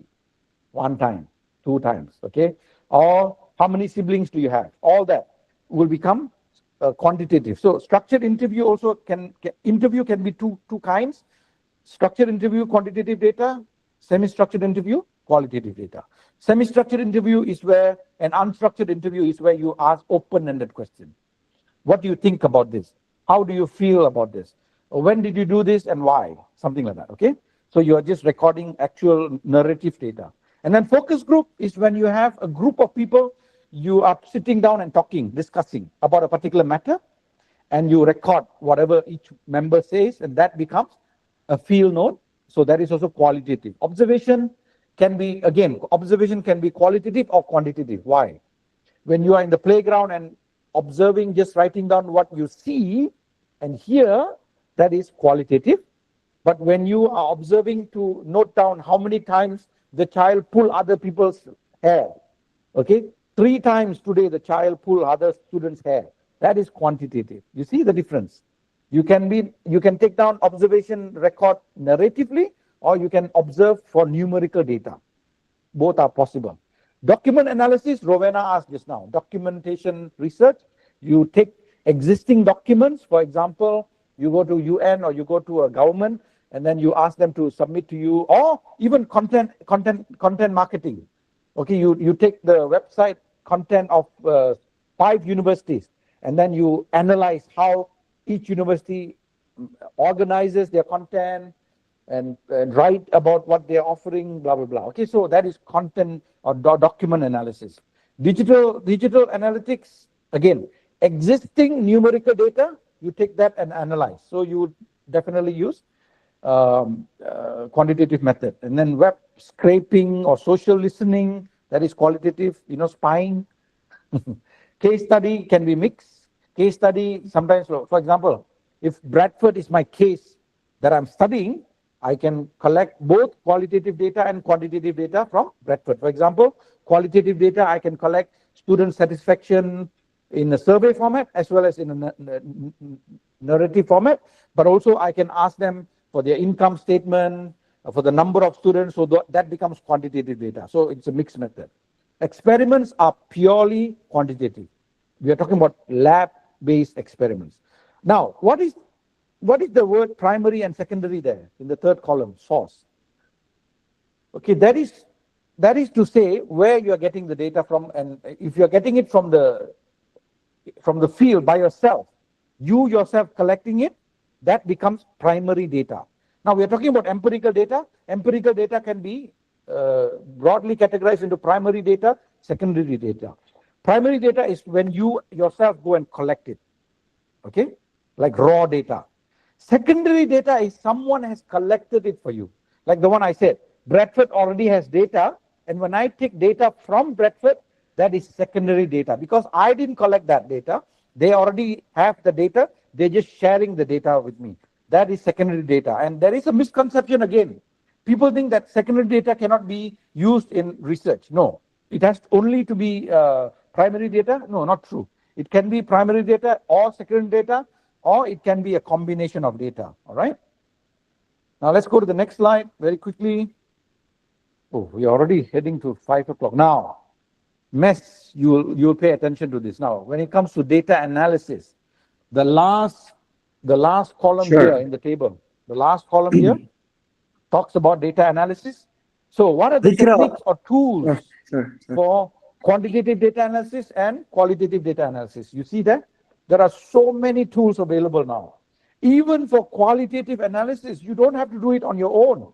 You have all these softwares where you input all this narrative data, all the field notes, and these softwares will actually look for themes and patterns and suggest to you this is what is observed most often in all the responses that you have collected. So it's very advanced now. Those days, my PhD, My research teacher, when I was studying my master's, my research teacher said she collected field notes like this thick, and then she has to organize it manually and then look for patterns and themes emerging from this. So imagine how many times she has to look at paper 1, paper 2, paper 3, and then come back, revisit manually. But today you don't have to do it manually. There are so many softwares to help you analyze. So that's why the qualitative research method also has got, the facelift or upgrade, because even for them there is software tools available. And so now quantitative researchers cannot put down qualitative researchers and say, no, you don't have tools like us, SPSS and Stata and all that. No, they also have NVivo, Atlas, and MaxDAC, so many. So they can also be equally proud to say that we have standardized, scientifically proven tools to analyze and give outputs for narrative data. That's the most amazing thing. All right. So these are all already there at your exposure. So you have to actually go about thinking about which one is most suitable for your research. Once again, how do you know which one to use and what to use and how many to use? Again, my answer is standard. Go back to your research objectives. All right. So now we are supposed to do a breakout group task. Do we have time for that? Let me ask the organizers. Yes, sir, we can do it. Mr. Vail has raised his hand. Let's go to the next slide. So we'll do a very quick breakout group, maybe 7 minutes. Okay, 7 minutes. I'm being very safe like Rowena. Okay, not 10, not 5, but 7 minutes. Okay, Rowena style. Okay. Come up with one research objective for the research topic earlier. Remember the research topic that we are taking, for example, for today's session? That same research topic, all the breakout groups will deal with the same research topic and complete this particular table for that particular objective that you are stating in your group. Okay. So in other words, before you state that objective, you are already going through 1, 2, 3, 4 aspects. Okay. After you figure this out, you can state the research objective. This is called reverse engineering. You are reverse engineering the objective. Okay. But at least you know for sure you're not headed in the wrong direction if we did it this way. So once you figure out the type of data, how you're going to collect the data, where you're going to get the data from, and then how you're going to analyze the data, after that, you can actually come up with a very solid research objective. And I only want you to come up with one research objective for that particular topic. And what is the topic again? Remember the topic? E-commerce. The chatbot. Summary already, yeah? You have a summary of the topic. Okay, let's read out the whole topic correctly so that investigating the effectiveness of AI-based chatbots in enhancing customer service experience in e-commerce platform. Perfect. All right, so let's do the breakout groups. You only have 2 tasks. Come up with one research objective and complete the table only for that one row, okay? Not more than that. Let's do it. 7 minutes. Okay, are we back in the main room? Yes. Yeah. Yes, sir. So how was your breakout room? Was it silent, quiet, scary, terrifying? All. Scary. Scary. Because I heard some people said that the breakout room was very quiet. No one is responding, no one is talking. But anyway, let's go to the next slide. I will actually complete the task with an example. Okay, here is an example. Okay, so this is one objective. Okay, one objective for that particular topic that we stated earlier. So the objective goes like this: to measure the impact of AI-based chatbots on customer satisfaction scores, very clear scores, among users of leading e-commerce platforms over a period of 3 months. Yes. Very, very specific. Yeah. Scope is already defined, and what needs to be measured also defined. Okay. So what type of data is going to be collected? In this case, the example elaborates that both quantitative and qualitative data would be collected. So on a survey tool, you can have both, but the difference is this. See here, you have pre and post chatbot interaction. It means the reason why it takes 3 months to collect data is because you're collecting data before the chatbot is implemented, chatbot is implemented, and after the chatbot is implemented. So before the chatbot is implemented, you are still collecting data, quantitative data and qualitative data from the customers, and that becomes the baseline data. Okay, and then 1 month of actual implementation, or let's say, after that you start implementing the chatbot interaction, and then you start collecting data again. And then what you can do is you can compare the data, obviously using statistical analysis tools such as PET, t-test, or ANOVA. Now, what kind of data collection tool is used? Obviously, questionnaire. The questionnaire will have not just fixed choice questions, but also open-ended. Or here they say semi-structured interview. So they actually are going to interview people, interview some people. All right. So actually you should, here it says 300 people. So out of the 300 people, how many people should be interviewed then? 300 people, questionnaire is easy. But then for interview, how many people should you interview out of the 300? Should it be the same people that out of the 300 you interview, or should be another group of people? What do you think? It can be both ways. We can choose some people out of 300 also. Maybe if we want to make it really descriptive, 8 to 10 people. No. And so from what outside normally also. you do is you have 300 you sample and you use for survey, for the fixed choice survey, which is quantitative data. From the 300 you must take 50 an interview. Okay. Of course 50 itself is very big number for interviewing, right? But that's an option. You cannot interview all 300, but if you can do, that's even the better, if you can do, but I doubt. So you are allowed to take like 50. 30 is too less, but 30 is also okay, at least 10% of the total sample size, but not less than that. Maybe 10% you interview. And this is an example of what research method.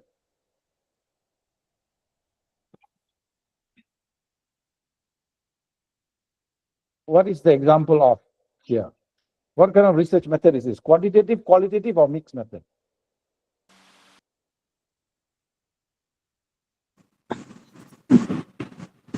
Anyone? So because we have more of the people through sample and through questionnaires, so it's going to be quantitative?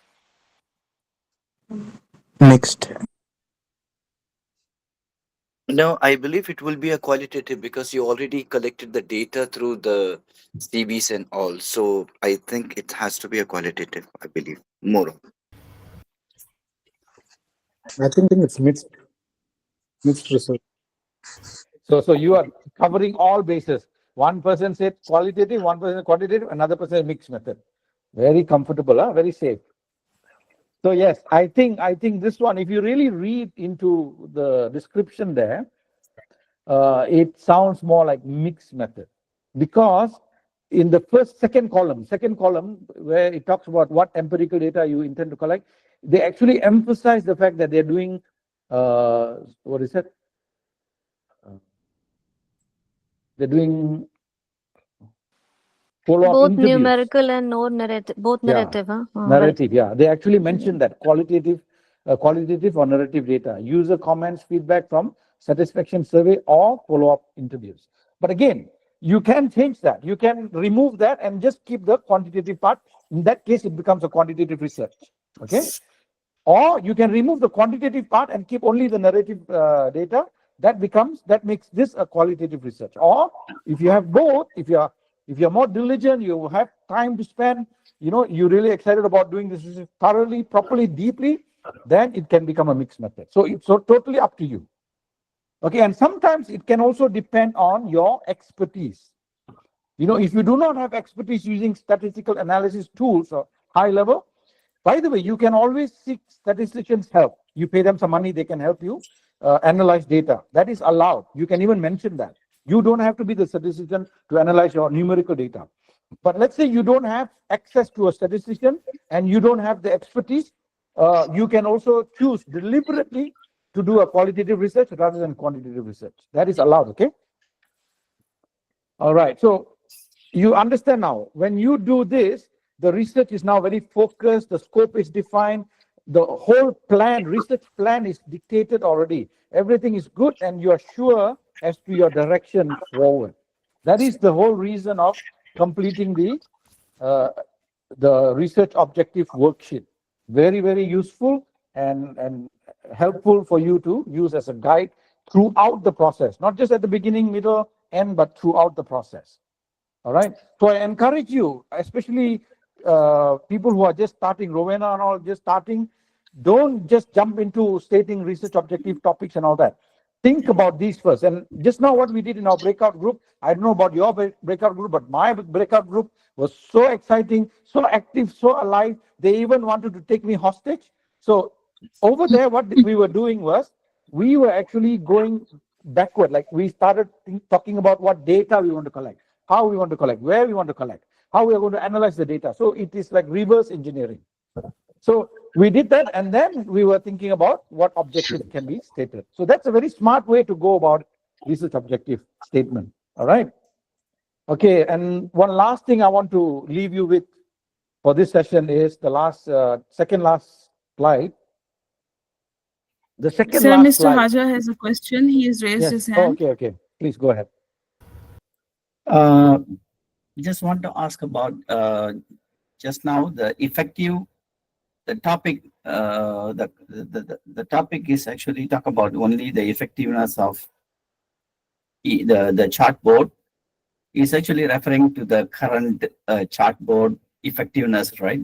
So why we need to do that, the research on before and then after. No, but the aim is to know the effectiveness of chatbot. Yeah, in chatbots, right? So it means the company previously did not have the chatbot. So, or even if the company had the chatbot, you want to know what is the difference in customer satisfaction using the chatbot and not using the chatbot, using humans versus using the chatbot, AI-based chatbot. You understand? So now the before and after or pre-test, post-test option is just one of the options.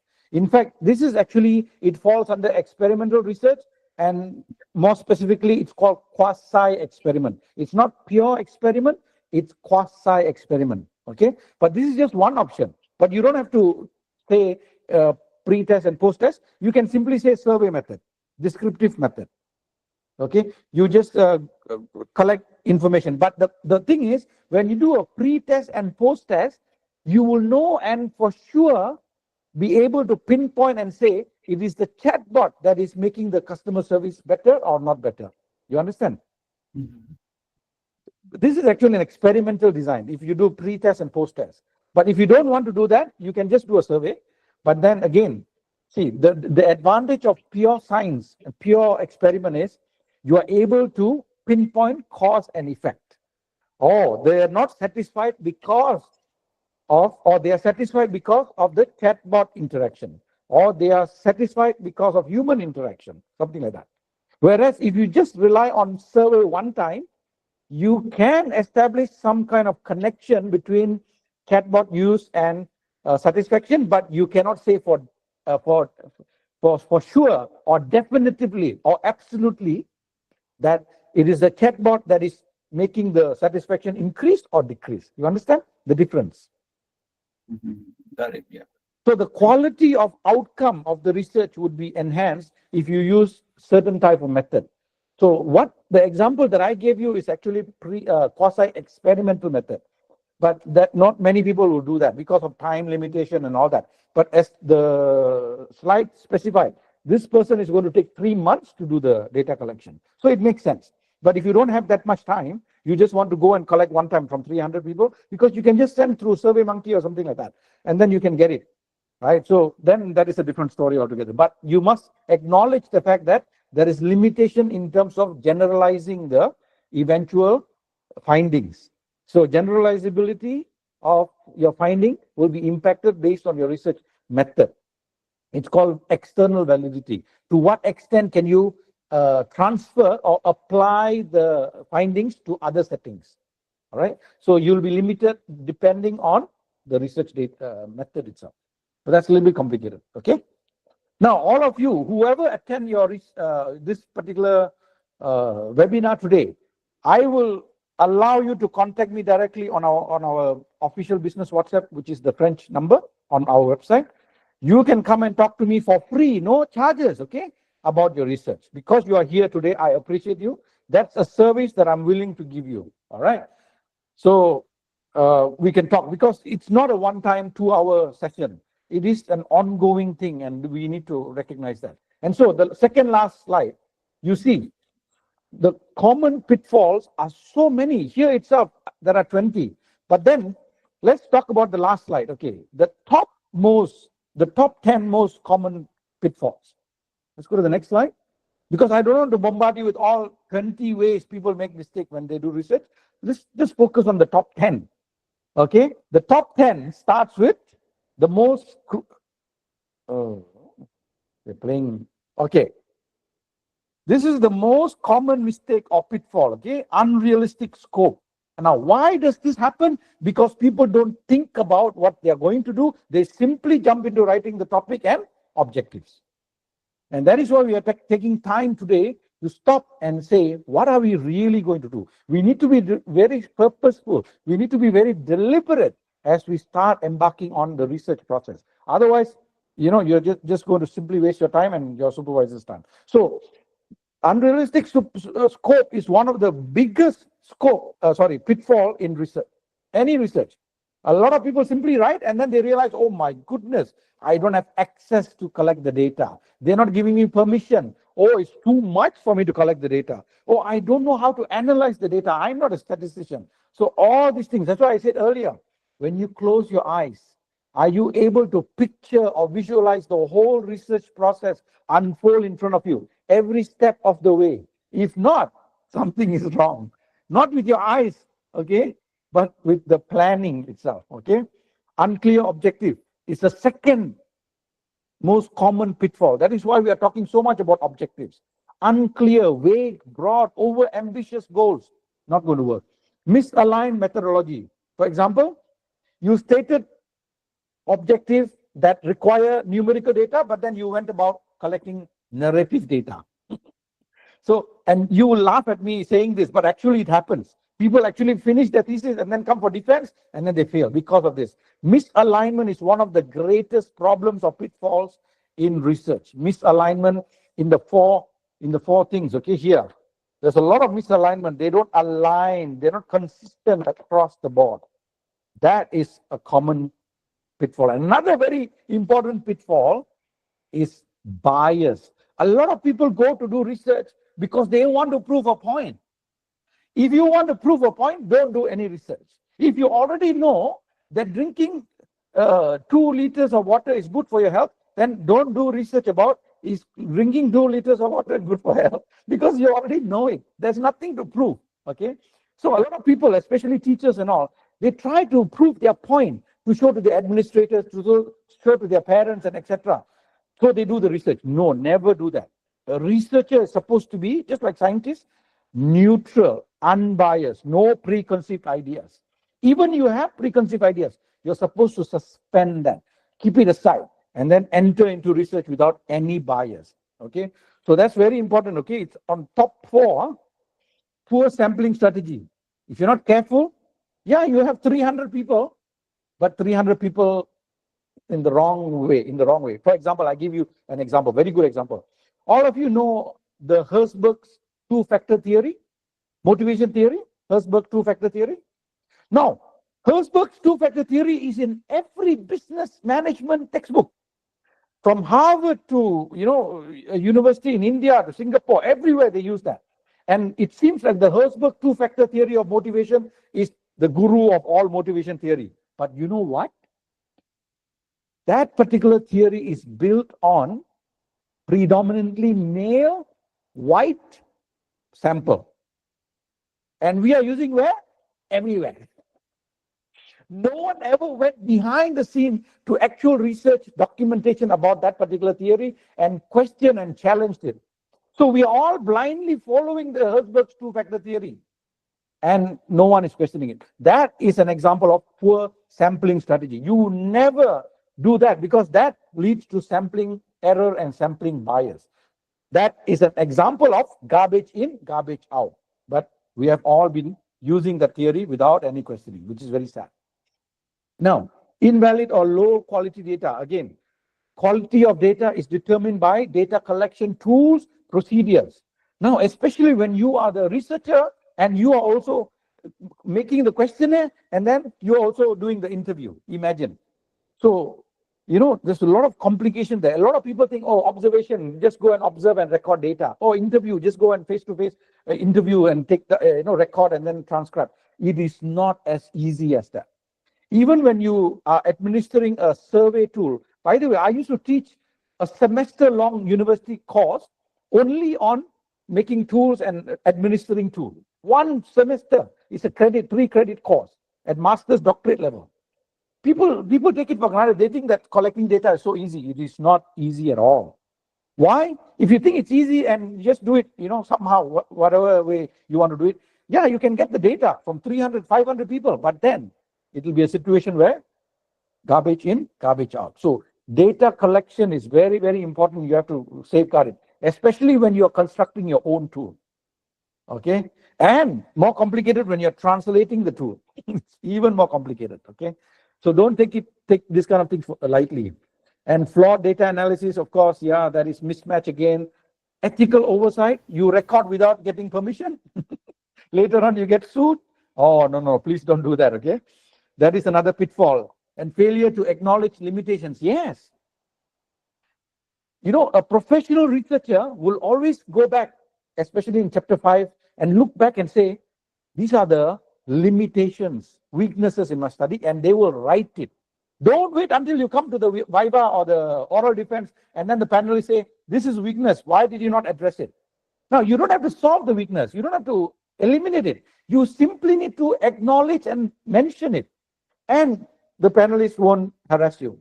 Okay? But if you don't mention it, and then you're so proud that your research is so great and robust and all that, then you land in a problem. So failure to acknowledge limitations is going to be a very bad thing. And that is why it's one of the 10 top most common pitfalls. And number 10 is the one I've been talking about. Lack of coherence or alignment. Okay, there's no logical flow between problem, objectives, and conclusion. In other words, all the important actions in between, all the process, there's no alignment. So that is another one. So the others, just leave it. And so that's it. I mean, common pitfall. Now, how do you deal with the pitfall? I talked about problems, but I have to give you solution. I cannot just leave you like that. So how do you deal with these common pitfalls, research pitfalls? Come on, you tell me. How are you going to handle this? How are you going to prevent this from happening? Yes, class. Now I know energy level is low now. Maybe sir, starting from the top, where we can confine ourselves to limited objectives, then it will be easier to focus. So less number of objectives can give us a good ease that yeah, we can complete it. We can whatever we promise, we can go for it. Clear, Okay. specified, So few that's objectives. one way you safeguard. Don't be over ambitious in the first place. Yeah. Yeah. But how to avoid all these common pitfalls, like in general? Anyone else? Yes. Prof, I'm Follow the thinking, process. Yes. yeah, Prof, I'm thinking maybe we can just have something like this along the way. We keep it, and like we just make it like, these are the things I'll be looking into as I make my research, and as I write, I'll keep on looking at these 10 most research pitfalls and just go with them. So Keep that reminding yourself. Yes, keep reminding myself. And making sure you are not engaging in any one of them. That's very good. That's very good. Okay. Anyone else? Taking a lesson like this one, that means have an idea before you actually start practical research. Have an idea a webinar. before. Okay, attending classes. Yes. So Yes. yes, that's one thing. Okay. Anyone else? Yeah, we can avoid any defaults. It is better to collect our data by random probability sampling. There is no. It is It's better for our research. Probability Randomization. sampling, okay. But probability sampling, when it comes to collecting data from humans, is not easy. For example, if you are doing a research in a lab, okay, experimental lab, you have 10 rats. You can easily randomly select 1, 2 rats, okay, blindfold, and then you just pick, okay, those are the 2 rats that I've randomly selected. But human beings, you cannot randomly select. So in a classroom of 30 students, if you randomly select 5 students, parents of the 25 students will come with, fork to finish you. You say, why my student is not involved in the experiment? Must be a good experiment, right? So, yeah, that's a good suggestion. But then if you're in a pure science, you are better off. But we are in humanities, we are in social sciences. So there is more complication for us to use probability sampling or random sampling. We normally will use non-probability sampling or even qualitative sampling. So when it comes to non-probability sampling, qualitative sampling, there are a lot of sampling error and sampling bias. So you're right. Okay. Any other way to deal with these So Miss common Sabah has pitfalls? raised her hand. Yes, Sabah. Yeah, if you address these pitfalls in the start, you can avoid this, if you keep this in the mind. Just simple as that. Okay, so someone said keep revisiting, but you're saying keep it in the mind from the beginning, but also From the keep beginning. revisiting. Yes. Yeah. Anyone else? Anyone else? But yeah, I Mr. believe. Dawood has raised her hand. Yes. Yeah. Okay. Yeah, Haja. Yeah, actually, we need to follow the process and procedure so that we can avoid a lot of repeated problems. No, but people are following process and procedure, but they're still doing this. That's what I'm talking about. Okay, but anyway. Okay, Ziad. Yeah, we need to start it from the step 1 so we realize it in such a way that, of course, we are a human. There might be a good chances that we're going to make up the mistakes and errors, but we need to keep reviewing it and then we should realize it. But in the very beginning, we should know from where to start exactly. What is the Okay. idea to And go for if the your research? objectives That are has clear, to be. it's Okay, let Ziad finish first. Yes, Ziad, finish it. Yeah, the idea should be very much clear in the mind that if we are going for the a quantitative or a mix or qualitative type of a research, and in order to get those or one or mix any one of them, if you're planning to go for it, then you should know where it's going to lead. After that only we can come to know, this is like I believe that after that only we come to know, okay, these are the points which we should not mix it up with the other research. Okay. Yes, So we should Sabah, know the your turn, basics, please. basically. We should know the basics, basically, I believe. Okay, Ziad. Thank you so much. Sabah? okay, we'll go back to the main goal of your research. If it's well defined, I feel like, so you're not going to make these mistakes. Okay, thank you very much. Now, let me give you my 2 cents, So okay? Mr. Dawood has raised his hand. Oh, Mr. Dawood. Okay, one more. Yes, sir. I think we I believe that we can't like ignore all the pitfalls depending Okay. on the requirement, because each specific requirement have their own different approach. So I guess just practically once we indulge in that, we can minimize it. But like completely, there may be some pitfall in all the. Wow, you actually touched my one of the 3 points. Okay. Now let me give you my 2 cents about it. Number 1, how to avoid this pitfall? Gain experience in research. Do more research. Do a lot of research. Keep doing research. And as Dawood mentioned, yeah, very true. The only way you're going to deal with some of these pitfalls, I'm talking about second nature type. Okay, you know these are pitfalls. You catch it. Even by looking at your colleagues or peers or friends doing it, oh, that's a pitfall. That can only be possible if you gain more experience doing research. So if you're doing your first research ever, this is just the beginning. Research is not just to finish your requirement and get your degree. Research should be something that becomes your lifestyle. And as a manager, as a CEO, you would be better off, even as a teacher, as a consultant, you'll be better off. And this is proven now, especially with AI and all.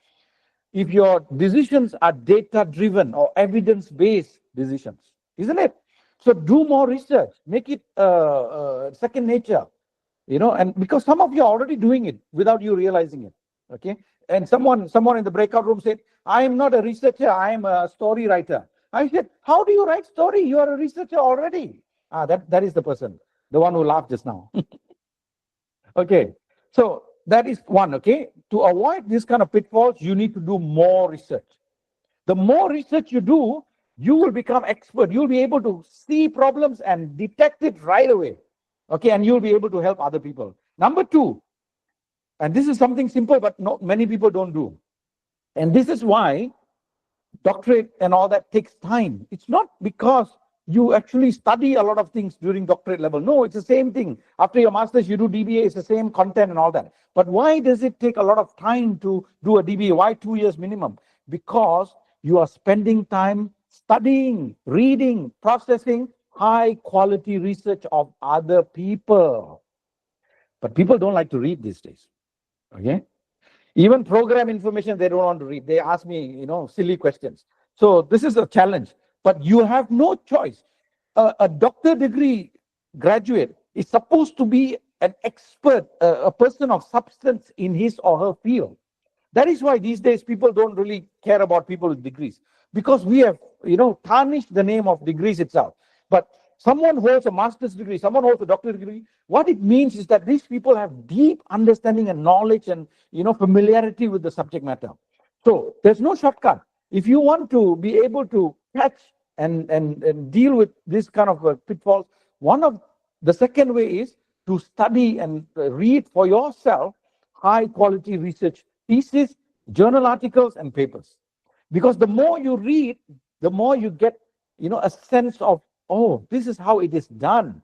How to narrow down scope, how to state clear objective, how to make sure that the objective aligns with the method, aligns with the findings, aligns with everything else. So, and how not to engage in plagiarism, how to cite, how to do referencing, all that you will learn by reading high quality research papers. Number three, the last one, of course, this one is another very important one, especially if you can get the right person. Seek mentorship and guidance. Especially as a beginning researcher, don't take it upon yourself and go alone, because you will make a lot of problems. Make a lot of mistakes, pitfalls. You will encounter a lot of pitfalls, and you will waste unnecessary time. Whereas if you find a researcher, a mentor who's experienced, they can actually save you time and energy and wastage by giving you insights like what I'm sharing with you today. So that's very important. Okay. So, but many supervisors don't really behave professionally. They expect things in return for giving their time and expertise, which is not good. But if you find people who are willing to help you, who are willing to mentor you without expecting anything in return, please clutch on or hang on to those kind of people and learn from them. Eat their brains out. Ask them many questions and let them, feel like they're suffering, but it's okay. You learn from their experiences because they have made their mistakes. You don't have to repeat the same mistake. So let me just quickly review that. Gain more experience, do more research, repeat more and more and more. Just like when you're driving car, you don't even think about it. You just drive. And sometimes I stop to think about, I'm such a good driver. But then the moment I start thinking about it, I start, faltering. So make it your second nature. Make research your second nature. Study and read high quality research papers from other people in your field or outside your field. And last but not the least, seek mentorship, seek guidance. Have someone to be your guide and your research help. And that will take you a long way to avoid some of these pitfalls, because these pitfalls are the ones that really drag you down and waste your time and energy and resources, not the actual research work itself. Research, you can finish it in 3 months, in 6 months, frankly speaking. If you already are confident in doing any research, it doesn't take that long. But what takes so long is all this mess that we do in between along the way. So that's it. Any final questions? Mr. Weil has raised his hand. Yes, please. Mr. Weil, yes, I'm going to see him in Paris, I think, for the graduation. God willing. Actually, thank you so much, Dr. Edward, for this informative session. Really, really very nice and refreshing for all of us. I just have one question. If you have to give me 3 tips, let's say, to have a very advanced research, if I need to avoid any normal research, what will be the key points or the core things I have to do it in order to be a very advanced researcher? Advanced researcher. You mean advanced, right? You want to be a very good researcher? Yes, exactly. So, okay, so from my own experience, I realized one thing. Sitting in the classroom like this, learning from someone teaching you, unless they are a very good teacher, doesn't help. You have to do it by yourself. I remember when I was doing my doctorate, I had books all around my room, and different books on different topics, and it was a mess, but I had to consume a lot of information. I had to process information. I had to learn and unlearn and relearn, because just sitting in a classroom and teachers teaching, no, it doesn't really help. If you really want to become an advanced researcher, you do it by yourself. Do the research itself, yes, but also read about research and research method and examples, especially examples, a lot of examples. Then you'll start getting the big picture. A lot of teaching happens like this. Okay, you're sitting in a research class. Chapter 1, introduction. Okay, how to state a topic. Chapter 2, hypothesis statement. It doesn't work like that. You need a big picture point of view, and then you tackle each individual skill and mastery of different tools, data, tools and procedure and all that. So the big picture is very important. The process is very important. And for that, you need to really struggle with the material, with the knowledge. And once you make it your own, that's when you become an expert researcher. I started this session by saying, I can go and teach research without any textbook, any PowerPoint slide. The only reason I did PowerPoint slide is because we have a group here and we want to follow a structure. Otherwise, I don't really need a PowerPoint slide. So, but I got to that stage because I have consumed a lot of information about research. And another thing, you try to teach research to others, to your juniors. Because the more you teach, the more you learn, the more the knowledge becomes your knowledge and become more consolidated. So read a lot, process a lot, but also share it. Because when you share, you become an expert, true expert. And someone said, to become a true expert in any one field, you need to deliver or share that or teach that for 1,000 hours. If you teach a subject matter for 1,000 hours, you will not need any more textbooks or PowerPoint slides. In fact, you will start creating new knowledge from that particular knowledge. Okay? So more interaction, more practicing, it will make it part from my DNA. Yeah, but first you need to consume. You need to be sure about your knowledge, then you share. The more you share, the more you learn, actually. The deeper you get into your subject matter. So teach. Teach others, yes. Anyone else? If not, we'll give the time back to the organizers. Thank you very much. All of you have been amazing, and I really appreciate it. And as I said, the incentive for being here patiently, following through, is you can contact me anytime through WhatsApp. You just have to go to eiu.ac website and see the +33 number. That is my WhatsApp, actually. So you can contact me. We can start talking about your research. Thank you. Okay, thank you so much. On behalf of Bradford International Alliance, I would like to extend my sincere gratitude to Dr. Edward for this detailed and engaging webinar. This was a very insightful and in-depth webinar for our students and attendees, and your insights and depth of knowledge were truly valuable. Thank you to all the participants. This was a pleasure. Thank you so much for joining. Thank you. All the best, everyone. Happy researching. Thank you. Thank you so much, sir. Thank you. Thank you a lot. so much for your visit. Thank you.